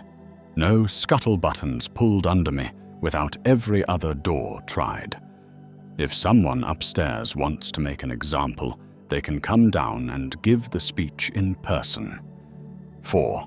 If I say a line can be held without burning a city block, you pause long enough to test that thesis. That last clause reads, you will give Stephen Rogers operational veto at scale. Signed, the Emperor's own patience, Fisk said mildly. It will not survive contact with anyone whose hat is wider than mine. Then call it advisory authority and give me the hall space to prove it before you light the fuse. The chaplain inclined his head in concession to a stubborn priest of another temple. If your advice keeps our mortals alive and our mission intact, I will break 12 painter's brushes on my knee for every propaganda sketch they try to hang you in, he said. If your advice imperils either, I will walk through it as through smoke and carry your men out while we do the hard necessity you wouldn't. We will both be right. It will not feel good. Casperline rotated a second harness component in a mechadendrite, watching blue charge chase itself around runes. Condition 5, she said softly, without looking up. You do not give my work to anyone who will carve it up to name it after themselves. You have my word, Rogers said. And mine, the sister added. If he forgets, I will remember for him. The sergeant cleared his throat, a sound like gravel listening to itself. Doctrine, then. If you are to teach auxilia under us, you will teach them to move in 3s and 5s, to breathe on the same beat, to consider corridors as arguments. You will teach them where to die and how to pick a different place at the last second. You will teach them that our shadow is not a curse. And you, Rogers said, will hear me when I tell you your shadow scares more people than the heretics do. You'll let me put a smile in the middle of the day that isn't a sneer, so the next order feels like it came from a person, not a thunderhead. The apothecary, who had been practicing not speaking because his truths often tasted of vinegar, said, You will eat, you will sleep, you will maintain your miracles. If you fall, my brothers will make a statue of you for a shrine, because that is what men do when a tool breaks that they liked using. I would prefer you to be available, not admired. Rogers grinned despite himself. I'll take that under advisement. The formalities continued because empires don't know how to stop doing paperwork, even when a building is on fire. Seals were impressed, witnesses witnessed, a cherub dipped a quill in ink, and then in blood, because mixing fluids makes religious men feel brave. The Aegis Cadre became a name in inventories before it existed in a hallway. The clerk wrote copy about belts and ropes, and a man who said please to a machine and got it to purr. Outside, the Valkyrie adjusted its hover to keep its lamp steady on the far corridor. Pilot's arm burning in the kind of ache you'll brag about if you live to be sore in a chair. The Manufactorum belts shunted another file of wounded across a pit full of someone else's bad idea. On the landing, Rope Boy woke with a start, found the line still in his hands, and relieved, didn't cry because sleep had been enough soft for 1 hour. They brought him a black coat for when he walked with the Marines, cut for a man who needed his shoulders to tell the truth. They offered to stitch a small aquila over his heart. He said no. He would honor their god by keeping the space empty where other men put him. He chalked new arrows on the back of the shield, updated timings, turned a sketch into a plan into movement. He matched his pace to the refractor field's appetite and learned where it liked to eat and where it sulked. He nodded to Casperline when sparks crawled and didn't flinch because making engineers nervous is immoral. He let the sister add a strip of scripture to his harness. Not for him, for her. Words about zeal having friends.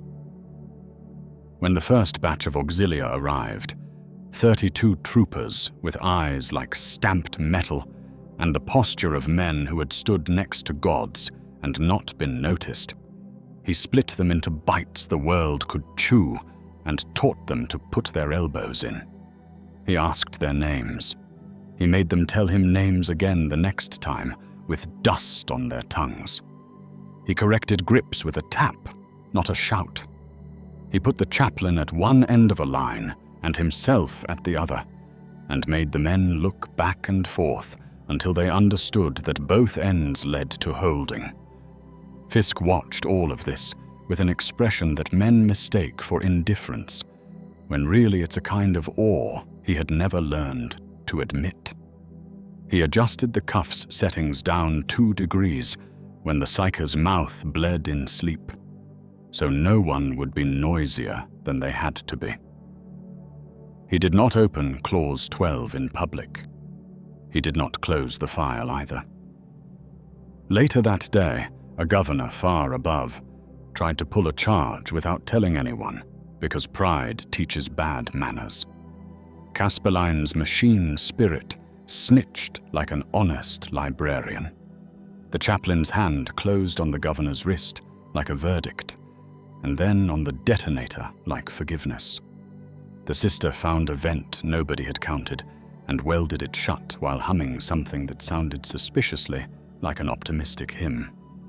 The belts clanked, the lamp held, the line moved.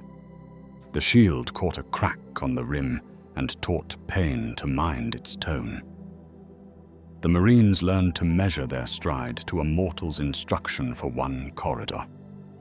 The clerk took a picture of a guardsman carrying a stranger on his back while grinning like a lunatic, because sometimes you grin or you fall down. Someone somewhere stamped a new seal.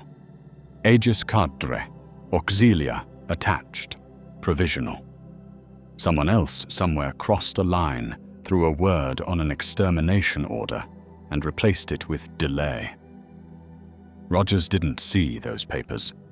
He saw a boy hand him a rope and then reach for it back when his hands had stopped shaking. He saw Amargos adjust a lead without pretending it was prayer. He saw a chaplain put a gauntlet on a mortal's shoulder without snapping it off at the socket. He saw the commissar tuck the wax slab deeper into his coat and decide to postpone a clause for another day.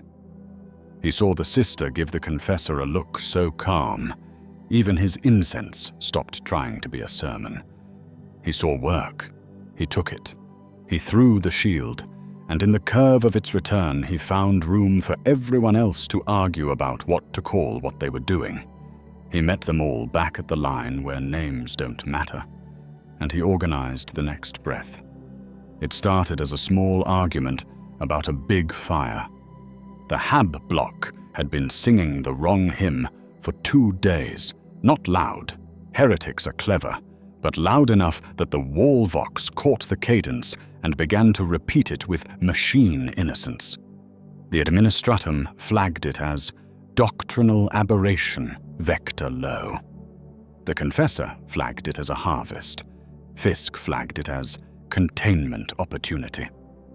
The Sister flagged it with a strip of parchment that meant, "I will handle this personally." The Governor flagged it with a thumb on a scuttle switch, because governors love switches. Rogers flagged it with a pencil on the back of his shield. 2 stairwells, 1 freight lift, 4 alleys, a water main like a fuse. "Prometheum Purge," Fisk said, one gloved finger on the holo map. "Clean, fast, educational. We're out of time, and fascinatingly, never out of fuel." "Fast is honest," Rogers said. "Clean is the lie you tell yourself, so you sleep." He tapped the map. "Cut the main. Seal these 3 doors with mech foam. Put a flamer at each, not to burn out, only to keep in. Sister, take a sweep team up the spine. Hit only the rooms where the hymn stops when you knock. Casperline, I want cogitators at the stair, baffles counting warm bodies. We'll pull the kids and the confused, and leave the hard cases tied to a radiator that doesn't work." "The hymn stops when you knock," the Confessor snapped. "You would teach them to be coy." "I'll teach them to be alive long enough to be taught anything at all," he said. The Sister looked at the map, at him, at the corridor that had learned his pace. She nodded. "Sweep," she agreed. "Not a crusade. And you stand at the bottom and stop anything that runs that isn't a runner." He did. He was a door with a star on it, and a refractor aura that made Lassfire into bad weather. People ran, some with knives, some with rosaries, some with the vacant eyes of those who'd been promised a painless theology and found out that pain arrives anyway. He put them down without ending them, and passed the ones with breath to the auxilia, who'd learned to bind hands without breaking wrists. It took 13 minutes.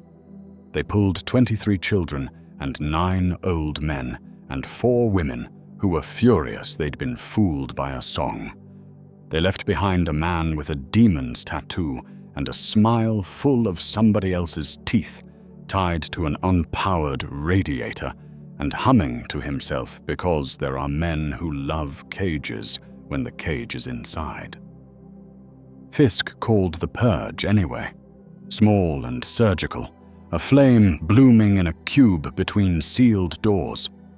Rogers watched orange beat against metal and felt how easy it was to call a burn a blessing when you weren't in it. The Sister stood next to him, helmet on, visor down, radiance in the glass like a private confession. She touched the Aquila and said words he didn't pretend to own. When the heat died and the doors sighed open and smoke crawled out like shame, she went in first. She came out with a bundle in her arms that moved. "We missed a vent," she said. "We found it." "Or it found you," Fisk murmured, writing nothing and remembering too much. Metric, efficiency acceptable, collateral, narratively tolerable. Rogers stared at him until the interrogator looked away, with the faint irritation of a cat forced to blink. The offers kept coming, dressed as orders. The traps came wrapped in answers. A captured driver from the governor's motor cabal sat in a chair that had bolts in the floor and straps with old stains. The psyker stood behind him, eyes like dull coins, fingers trembling with the urge to make sense by forcing sense. "He ferries tithe crates," Fisk said. "He ferries people destined for cogitator farms. He knows who is paying to move food around checkpoints. We can pry." "Ask him," Rogers said. "We have," Fisk said, patient. "He believes in his employer more than in his teeth." Rogers stepped around the chair and put his hand on the man's shoulder as if he were about to ask for a light. "I'm not your priest. I'm the guy trying to get medicine to a floor that has none. If I go through the front door, 300 people die. If I go through your route, we carry 50 out, and maybe you get to go home with a story that doesn't end with a bolt pistol. Take me down your road." The driver sweated loyalty for 2 more minutes, because loyalty is a warm thing, and the room was cold. Then he sagged. "You go at shift change," he whispered, eyes fixed on the floor. "The Auspex boys smoke, and the servitors forget breathing is loud." Fisk coughed.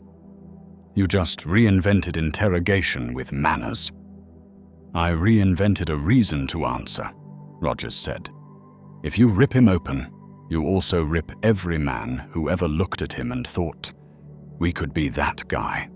You don't get witnesses, you get ghosts." The psyker blinked slowly, blood beading at the corner of his mouth where the warp licked. "I prefer this," he said in a voice as tired as a road. "It leaves less of me on the floor." A week of corridors taught him the Imperium's favorite equation: ends divided by means equals sanctity. He hated it, not because ends don't matter. He was alive on arithmetic. But because men start rounding up when the numbers make them ugly. A plague ward bloomed like rot in the manufactorum. The smell told the truth before the pict feed did. A Nurgle-blessed cough made the air heavy. The medici went quiet, which is how doctors pray when they're out of language. The order came down from a voice that lived in orbit and never had to inhale anything but recycled air. Viral purge authorized. Local authority to cork the bottle and call it done. "No," he said into Fisk's vox, plain as a brick. "Give me 20 minutes. Sister, I need your choir. Casperline, get me scrubbers that can run without asking anyone's permission. Commissar, I need cordon, not execution. We turn this ward into a lung that only breathes one way. 20 minutes buys vector spread to adjacent decks," Fisk said, eyes already on the contagion curves. "Then buy me 18 and I'll owe you 2, Rogers shot back. "Hymns now. I want the medici hearing something that isn't grief." The sister sang. It wasn't pretty, it was faithful. Rogers carried a tank on his back and wore 3 masks because if 2 were good, 3 was better, and his serum could carry him through a fog normal men would drown in. But that didn't make him immortal. It made him morally obligated to be careful in a way that scaled. He walked a corridor of beds and told jokes about terrible army coffee and the worst pie in Brooklyn, and a baseball team that no one here had seen. People laughed because the body needs to shake for reasons that aren't coughing. He moved the ward like a machine, not a congregation. Biohazard locks, negative pressure cobbled from fans and hope, a one-way line that turned infection into a puzzle you could solve. They lost some. They kept most. When the orbital voice asked for a status report, Fisk said, "Containment by architecture. Hold your bio-gods, Admiral." He disconnected before the man could say pity. Later, Fisk stood beside Rogers at the window, watching filters whir like prayer wheels. "Had we burned it, the curves would look cleaner," he observed, "and my report would have skimmed better." "You'd sleep better too," Rogers said. "Shorter dreams. Fewer faces." "I don't sleep," Fisk said, like a confession bruised into a joke. He glanced down at the slate. Clause 12 lay under his thumb, like a coin you don't spend because you like the weight. You are creating habits around mercy. Habits outlast heroes. That's useful. It's also dangerous. Hydra used that word when they explained why the trains ran on time, Rogers said. Dangerous mercy. Disruptive compassion. The vocabulary is always tidy. The outcomes aren't. The word Hydra tasted like rust here, out of place and yet not. He saw their shape everywhere. In the Administratum's algorithms that assigned food by obedience. In the Ecclesiarchy's liturgies that turned grief into leverage. In the precise efficiency of Marines who would walk past a crying child because a different crying would be located 3 streets over and contained a tyrannid synapse creature. He wasn't naive enough to think you could win a war by hugging it. He was stubborn enough to think you didn't have to become the thing you hated to beat it. The warp noticed his stubbornness like a child notices a locked door. It pressed, not loud, not theatrical, no horned nightmares offering treaties, just an idea that arrived as politely as a cup of tea. There is a way to make them good. You don't have to bargain with a thing that smells like rot to hear the logic. Imagine order that obeys your ethics. Imagine a lever big enough to move men into the right place without asking them. Imagine obedience without fear. Just adjustment. He stood in a ruin where the ceiling leaked old prayers and recited the cross streets of Brooklyn under his breath until the idea went thin. Court and Cadman, Pacific and Flatbush. He said names of fallen troopers too, the ones he hadn't saved, the ones he had. Because memory is a ward script if you let it hurt you the right amount. The sanctioned psyker, passing, paused. It speaks to all of us, he whispered, jaw tight. It tells me I can end pain if I stop calling it pain. I'll call it by its name, Rogers said. Then I'll give it an address and put a unit there with a window. The sister found him later, eyes like ours without sleep. I know that look, she said. I wear it when I pray too much, or not enough. It's a salesman, he said. It keeps changing the pitch. Sometimes it uses a voice I respect. She laughed once, without joy. Mine uses my mother's. We tell it no.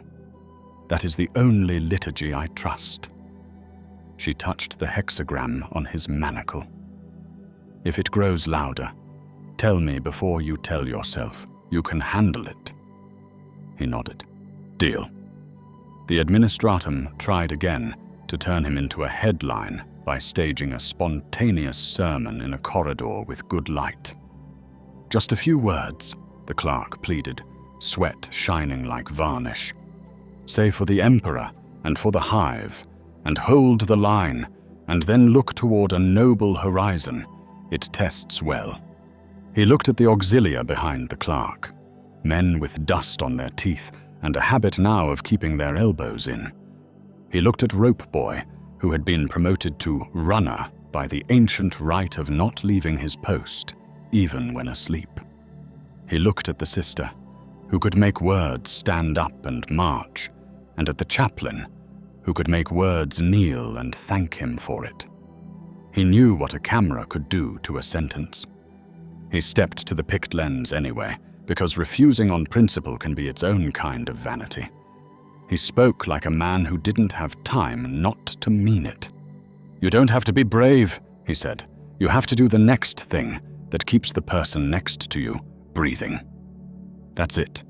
If you can't die for a doctrine, don't. Live for the person behind you. If you pray, pray.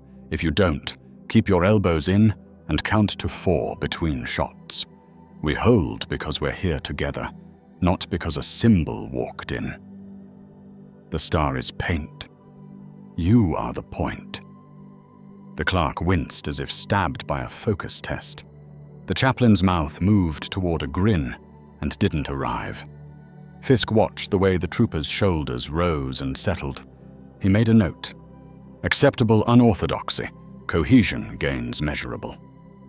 The worst trap wore a laurel wreath and a deadline. Enemy fleet elements massing at high anchor, the Vox croaked. Warp signature ambiguous. Governor's Council authorizes preemptive decapitation of Hive West arcologies. Exterminatus by cyclonic charge if breach of Geller Fields continues. Admiral seeks confirmation from ground. Say the word. The map drew a red oval around 4 million people. Rogers felt the floor tilt under a weight he didn't believe in. The chaplain's hand curled into a fist like a statue deciding to move. The sister swayed like a candle finding new air. Fisk didn't move at all. Say no, Rogers told him. It is not a ballot, Fisk said. It is a liturgy. I can annotate. I cannot unmake. Annotate fast, Rogers said. He stepped aside and hit the Vox rune with his knuckle hard enough to make the machine spirit sulk. Admiral, this is, the man people keep pointing at. You don't know me. Don't learn my name by making me wear it like a tombstone. Give me 18 minutes. Seal the West Spire's transit ducts. Turn on every lumen. Sister, ring those bells with your mouth until the city thinks it's under angels. Caspelline, reroute power from the Administratum Tower to the lift blocks. I want the belts vomiting people. Chaplain, put your Marines at Junction 12 SE and dare the enemy to come through you. Governor, you want to save the East? Watch me save the West and let your reputation ride on math, not fire. The channel spat static that felt like contempt. You presume authority, anomaly. I presume a clock, Rogers said. Start it. They started it because even tyrants love a number. 18 minutes is nothing. It's also forever if you're carrying a child down a stairwell and the step that used to be there isn't. They turned the spires into lungs again. Intake at the top, exhale at the bottom. A column of human air. Marines stood like grammar at the choke and taught punctuation to a mob. The sister climbed a statue and shouted until the statue believed in her. Caspelline cursed a gear into virtue in Binharic filth and smiled so slightly her mechadendrites mistook it for a signal. Fisk visited the governor by Vox and said one sentence in a tone that implied he'd enjoyed using Clause 12 on nobility before. The governor put his thumb somewhere else and pretended he'd always meant to. At minute 17, the admiral said, "Stand down, ground. You bought your miracle. We will save our cyclonics for poetry later."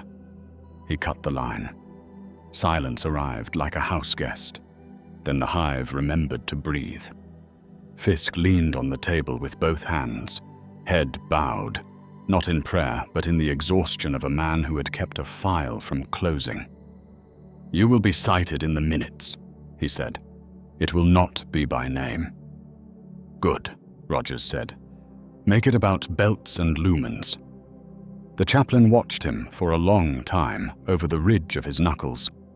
"You are going to be a problem," he said, and it wasn't unkind. "Only to people who like switches more than doors," Rogers said. "Hydra," the chaplain repeated, testing the taste of the word in low Gothic, making it sound like a bad wine. "Many heads. You cut and it grows. We cut and we cauterize. We have done so long enough to call the smell victory." "I've smelled it," Rogers said. "It's not." They argued in small ways every day after that, which is the only way men who respect each other argue in a war. Public penance executions. The confessor wanted 3. Fisk wanted 1. The sister wanted none. Rogers said, "Give me their hands, not their necks." They compromised on carrying stretchers until bones ached and a month of latrine duty under watch that never blinked. The confessor called it soft. The men who watched those penitent hands save lives called it law. Censors of heresy by rumor? The clerk brought forms that weighed more than bread. Rogers said, "Tie the count to food. You make hunger a sacrament." Fisk, who had written those forms in another life, crossed out a line item with the stylus as if skinning a snake. "This once," he said. "It will cost me favors." Bomb a hab because a single Jenner stealer kissed a docking crew? The chaplain's jaw said yes. The apothecary's scans said maybe not. Rogers found a maintenance tunnel and an old auspex with a grudge and a teenager who knew the smell of bad air. They ran the line and found the nest and burned it without writing a sermon in the sky. The Marines called it luck. Rogers called it paying attention to small uglies, so you didn't have to pay large invoices. The worst compromise was the cleanest shot. A cult magus had turned a balcony into a pulpit and a pulpit into gravity. He preached that surrender was comfort, and comfort was God, and God was the absence of responsibility. People listened because people are tired. A flyer could put a bolt shell through his lungs and stop a riot from becoming a revolution.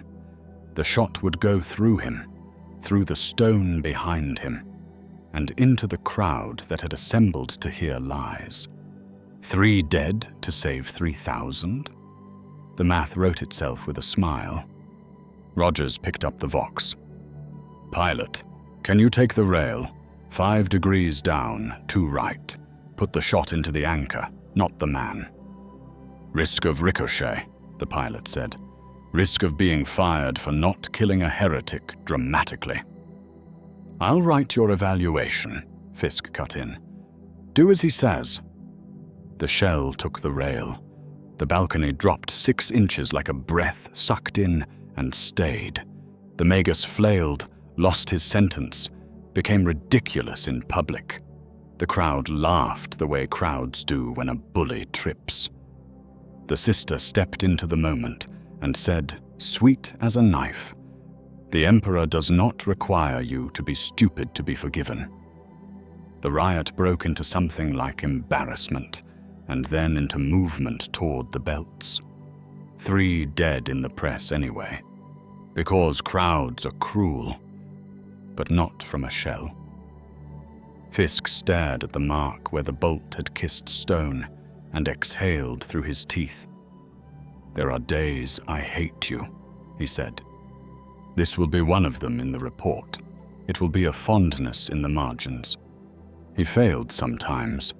A convoy took a wrong turn because a sign had been eaten by a fire, and by the time he found them, he found only tracks and a smell like coins. He allowed a sergeant to return to a burning room for a friend, and lost them both when the ceiling decided friendship was heavy. He told a child the truth too soon, and saw her go cold in a way that would make adulthood a hard country. He wrote those into the ledger the way he wrote victories, and refused to balance the books with lies. When the warp came back with its proposal, "Let me make your commands irresistible," he said the names of the ones he'd failed until the voice got bored of being in a room with accountability. Clause 12 stayed in Fisk's coat, warm against his ribs like a secret he didn't love. When they disagreed so hard the air thinned, Fisk would put his hand there, like a man reminding himself he has a parachute. He never pulled it. Not when Rogers overruled a torch order with a "trust me" and a timing that made a viscerally angry sense.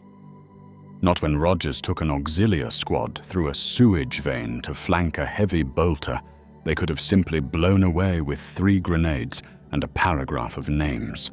Not when Rogers stared down a noble security detail and said, "Your boss starts this bomb. I will walk him into his own blast radius and teach him math." Fisk did not pull because he was good at his job, which was to turn dangerous men into tools and to know when a tool is worth the blood it takes to keep it sharp. "Hydra by another name," Rogers told the sister one night, both of them sitting on stairs that had learned to be benches. Here the heads wear Aquilus and seals. But the slogan doesn't change. Submit for safety, obey for order. Give up so we can carry you where we say. They'll hang a star over it and call it mercy. She didn't take the bait to blaspheme. She looked at the rope coiled next to her boot, the one the boy had held like a sacrament. "Submission to truth is not the same as surrender to convenience," she said. "I confess I do not always know which I am doing." So I put my knees on rock and ask the rock to tell me if I'm lying. "You don't kneel. What do you do?" "I stand where the worst argument is and see if it changes shape when I put my shield in it," he said. "If it does, it was an excuse. If it doesn't, it was a necessity. Then I hate it and do it anyway." She smiled with half her mouth. "You would have made a decent canoness if you had learned to love bells." "I like doors," he said, "and ropes." Rope boy, now rope runner, now rope sergeant in the way wars promote, came down the stairs with a cup of something that wanted to be tea. He handed it to Rogers with the solemnity of a man delivering a treaty. "Pilot says he can hold the light another hour," the boy reported. "Says his arm hates you, but in a good way." "Tell him I'll hate him back later," Rogers said. The chaplain approached, the bulk of him carving new air. He set a gauntlet on the rail, like a man putting a book down because the words inside have become heavier than the cover suggests. "There is a purge order on my desk with my seal half-pressed," he said. "It carries a smell I have lived with all my life. If I sign it, we save a battalion that can take 3 cities. If I don't, we save a city and lose that battalion later for lack of fuel." He looked, and there was something like a question in the eyes of a man who had not asked a question in a very long time. "This is your kind of problem." "No," Rogers said. "It's ours." They took the order apart like a device. Casperline found where the numbers lied by omission. Fisk found the clause that allowed a delay if the seal was corrupted by environmental ash. The sister found a way to put the battalion somewhere else and make it matter. The chaplain found he could breathe without signing for 10 minutes longer than he thought possible. They saved the city, and the battalion limped but lived to limp loudly. The order came back later with a bigger seal. They fought it again. That was the trap. Ethics is not a decision, it's maintenance. He said as much to the auxilia as they cleaned their rifles with the reverence men give to the thing that negotiates for them with the world. "You don't get to choose once and be done," he told them. "Every corridor asks again. Every light switch asks again. Every rumor, every order that comes in a voice you respect more than you should. The line bends. We bend it back. We do it until our backs are tired, and then the next guy does it. That's how you keep from becoming the thing you fight." A trooper with a scar like a comma under his eye said, "What if the next guy isn't there?" "Then you hold longer than is fair," Rogers said, "and someone watching learns what fair is supposed to look like." Fisk, outside the circle, pretended to be answering a vox.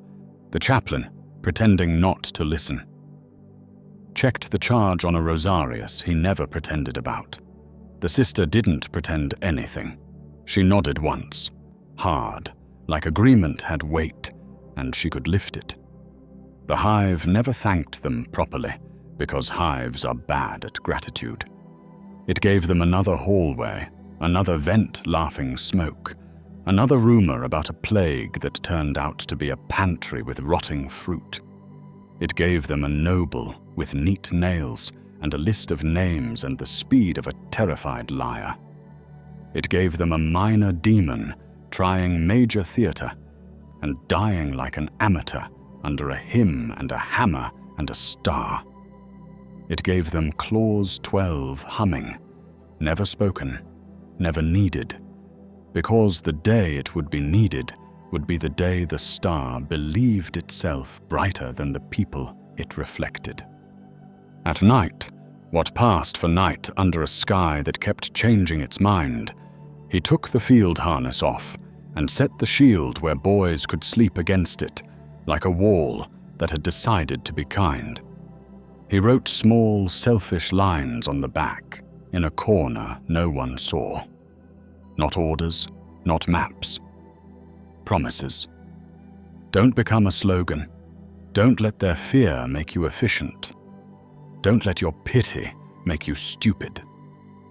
Listen when the sister says, "Stop." Look at Fisk's eyes when he lies and find the truth he can't say. Make the chaplain laugh once a week so he remembers his teeth are not only for biting. Let Casperline see you watch her work and mean the thanks you don't say. Teach Rope Boy to tie a bowline, because knots are ethics. They hold when pulled the right way and let go when asked. In the morning, the hive ran the same test it always ran. Do you hold the door, or do you let the easy answer burn the mess out of the picture? He took the test again and again, and each time he recognized the handwriting on the paper, Hydra's tidy cursive, the Imperium's block print, the Warp's calligraphy. And he still wrote the same messy answer in thick pencil, and then taped the door open so other people could pass. There are 3 doors in the corridor of the 41st millennium, and Stephen Rogers touches each handle before choosing. On the other side of all of them, the air is the same, hot with propellant and prayer, thick with the algebra of survival. The difference is what you owe afterward. In one future, he takes the sanction and never bows. The writ is inked, the hexagram hums low like a watchdog, and the star becomes a field sign you can rally to without asking permission. He learns how to be public without letting cameras write his soul. The Aegis cadre swells from 32 to 300 to 3,000 auxilia, mortals taught to move in 3s and 5s, to put elbows in, to count 4 beats between shots no matter what the sky does.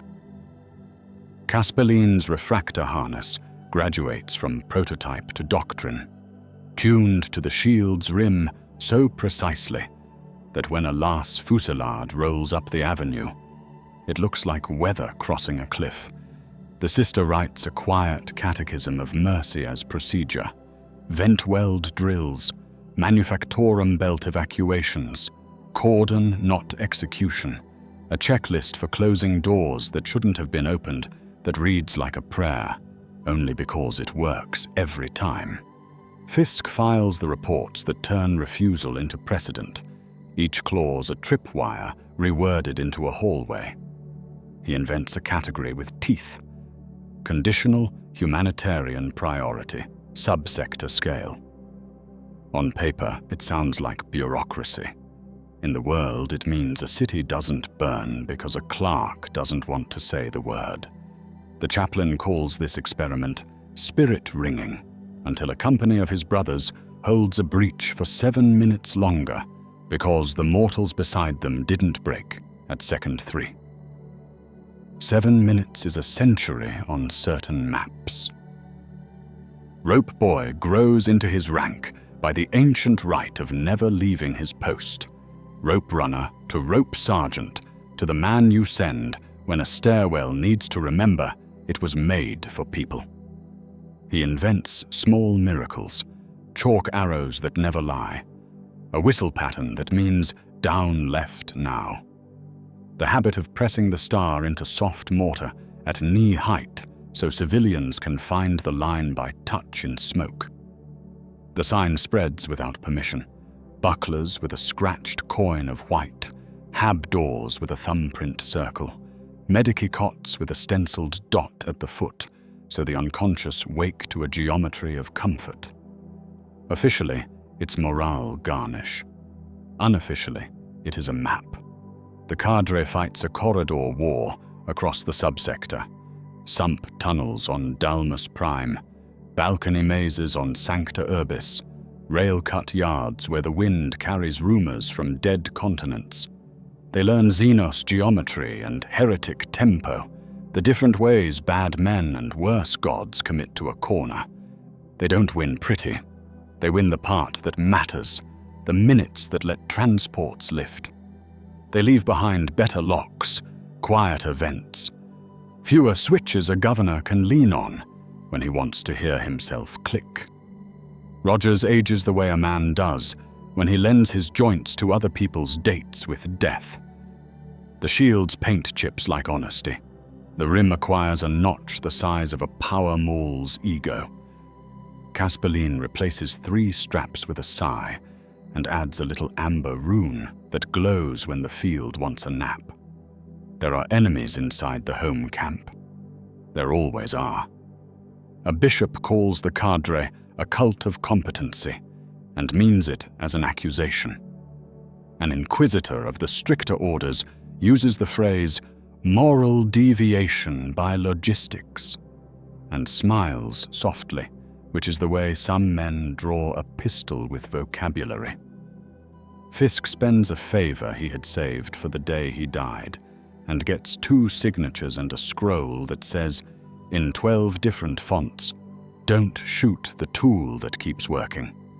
The chaplain brings black-armored giants to 3 of Rogers' drills and stands at the end of the line, eyes on the mortals, learning how to teach breath as doctrine.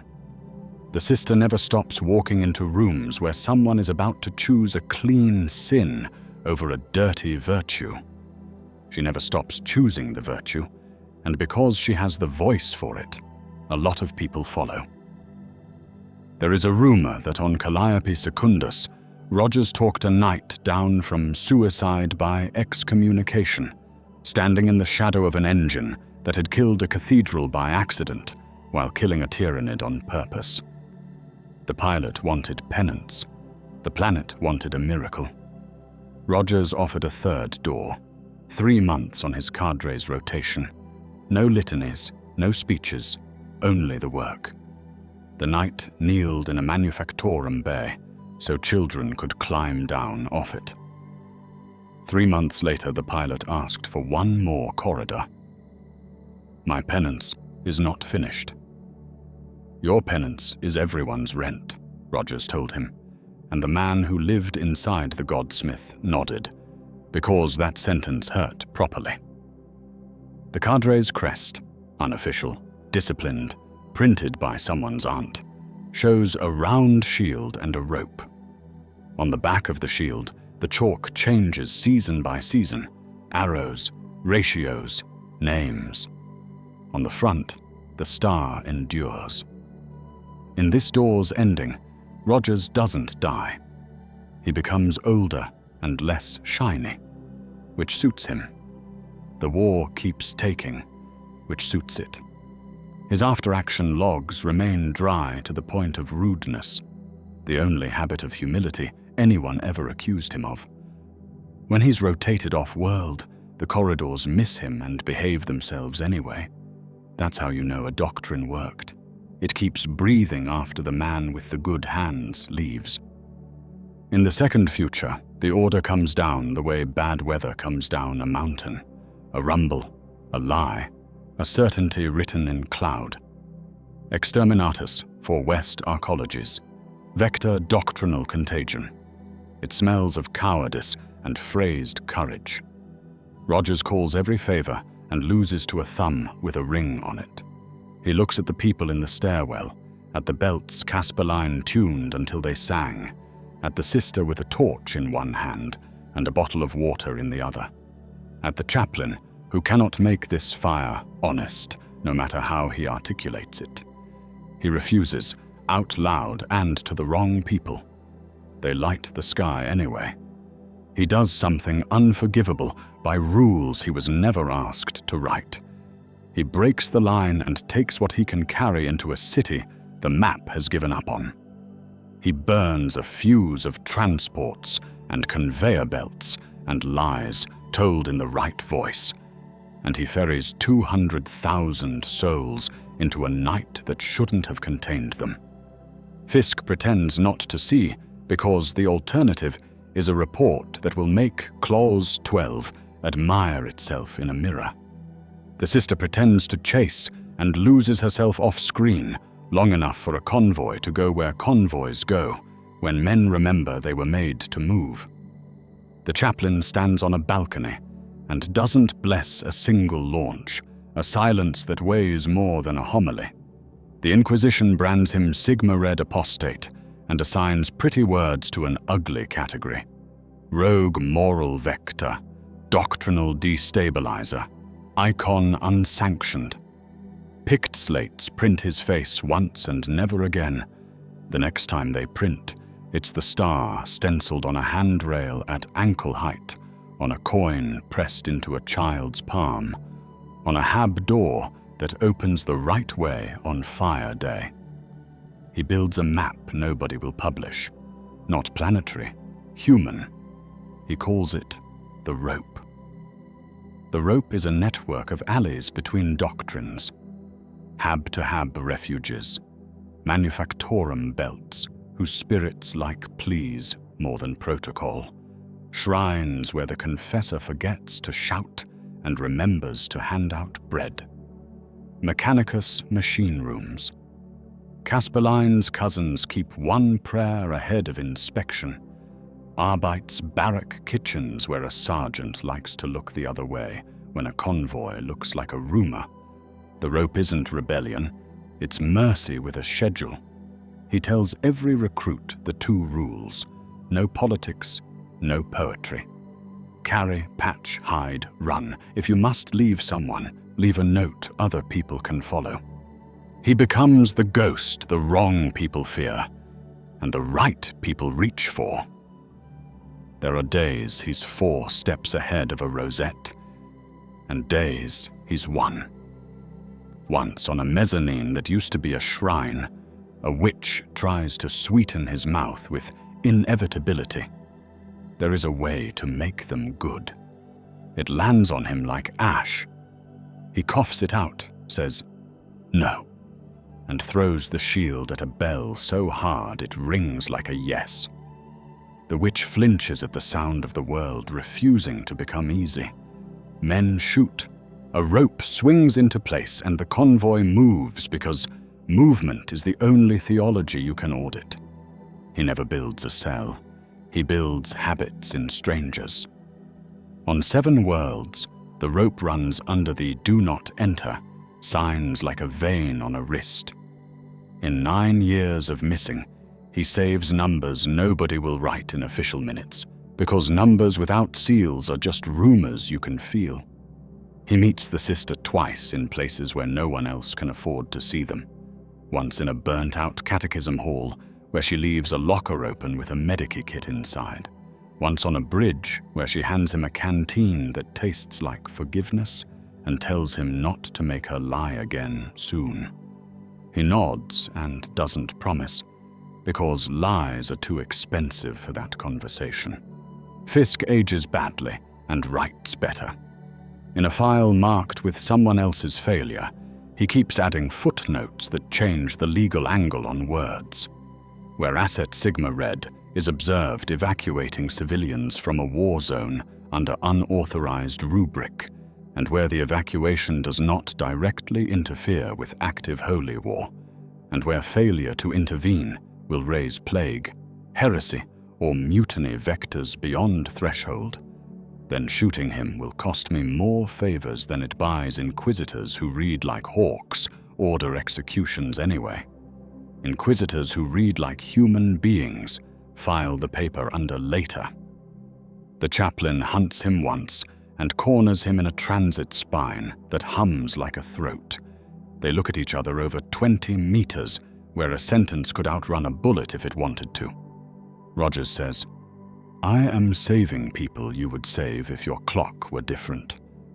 The chaplain says, "And I am saving cities you risk for your habit. You are a heretic of a useful kind." They don't fire. The chaplain goes back to a war that needs a fist. Rogers goes back to a map that needs a door. There are endings to this rope.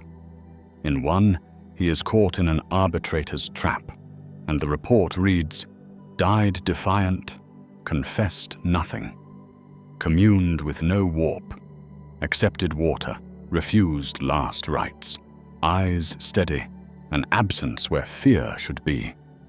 In another, he vanishes into a pilgrim train and teaches old men how to stand in a crowd so a child can breathe.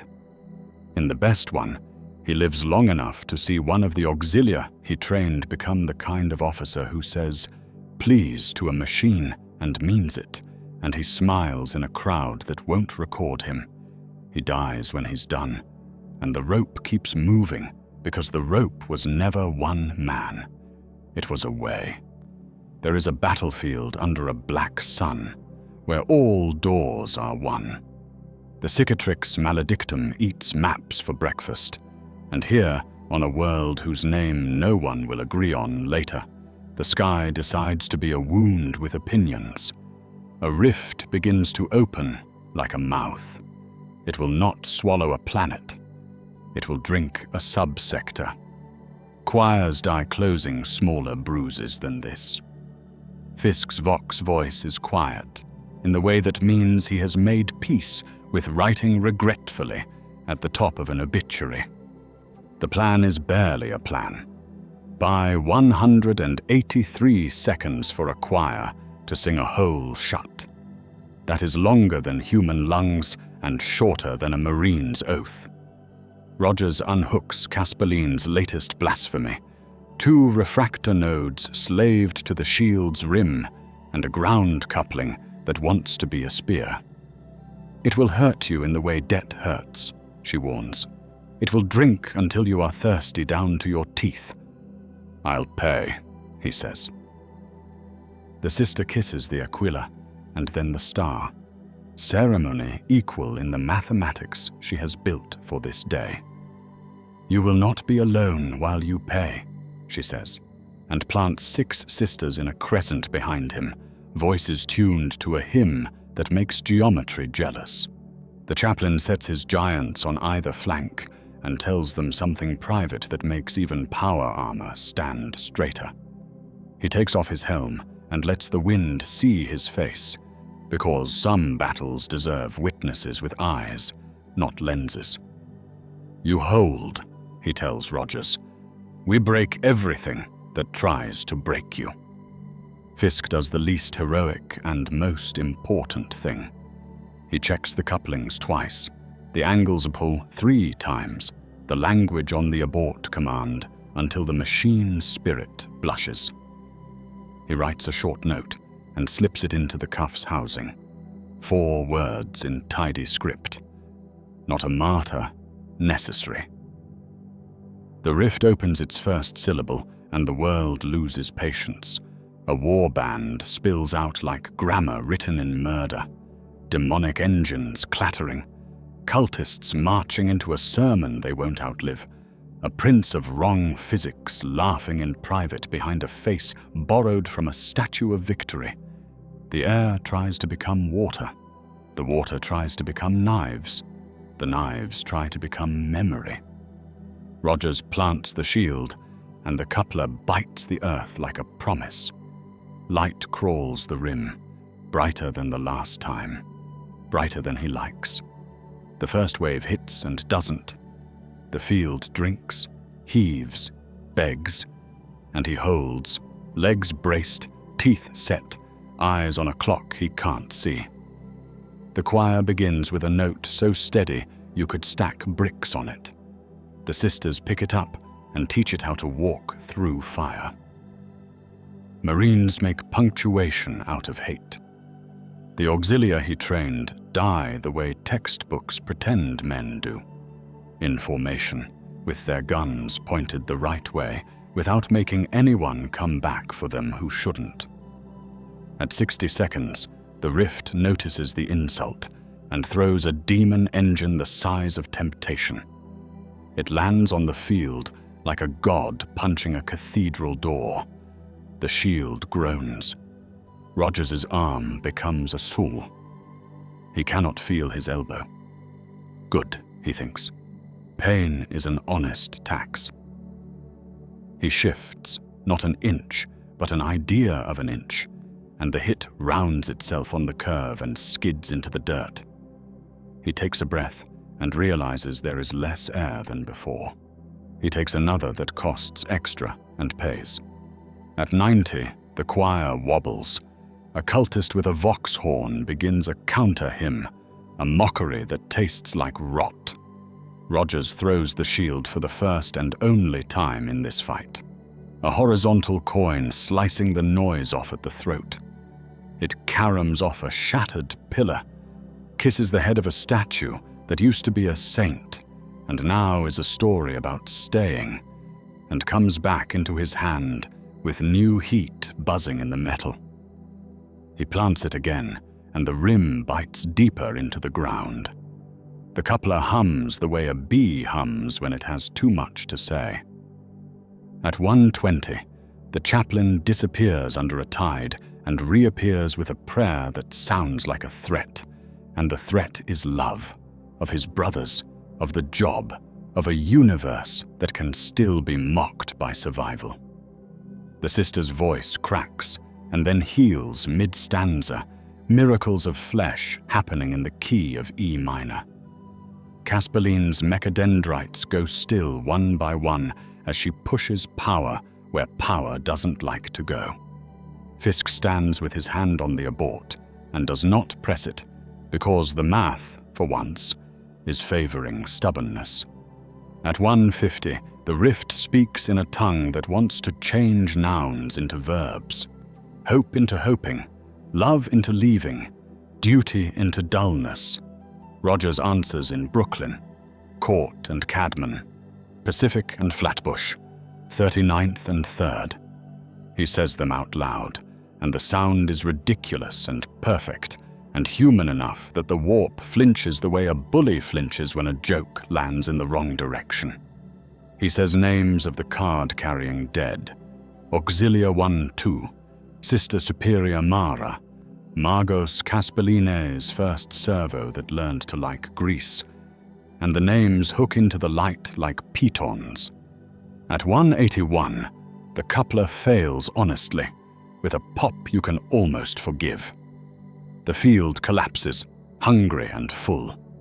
There is a gap, 1, 2, 3 heartbeats, and in that gap the Prince of Wrong Physics looks up from his private laughter and notices the man with the star. It steps forward, an idea with fingernails. Rogers steps too. He meets the idea with the rim, with the old geometry, with everything his body has been eating all these years. The impact sounds like a cathedral saying no. The Rift pinches shut on the syllable it had been saving for dessert. The light dies. There is quiet of a very expensive sort, the kind bought by lives you will never meet. The shield is half buried, warm as a stove, humming the last of the coupler's song. Rogers is not there.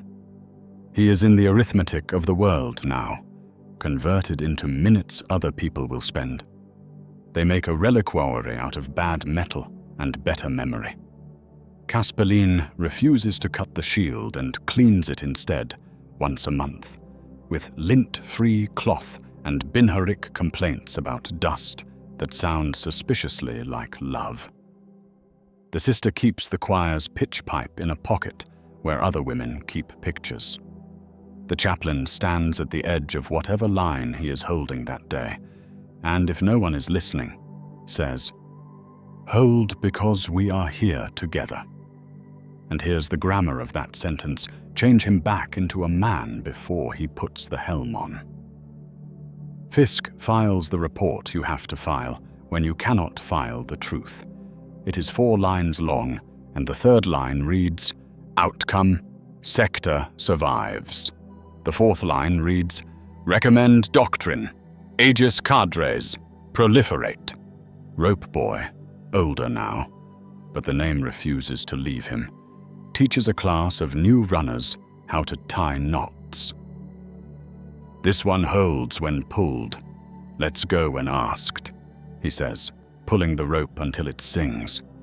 That's the whole job. That's all he did. That's enough. In this door's ending, 1,000 little traditions grow like wildflowers in the seam where an impossible thing was done. Guardsmen scratch stars into bucklers before a breach. Pilots dip their noses to tip the lamp over evacuation lines even when there is no lamp, only cloud. Medici mark a white dot at the end of triage cots, so waking eyes find a direction immediately. Children play hold the door, and it never ends the way adults think. It ends with laughing. And that matters more than anything.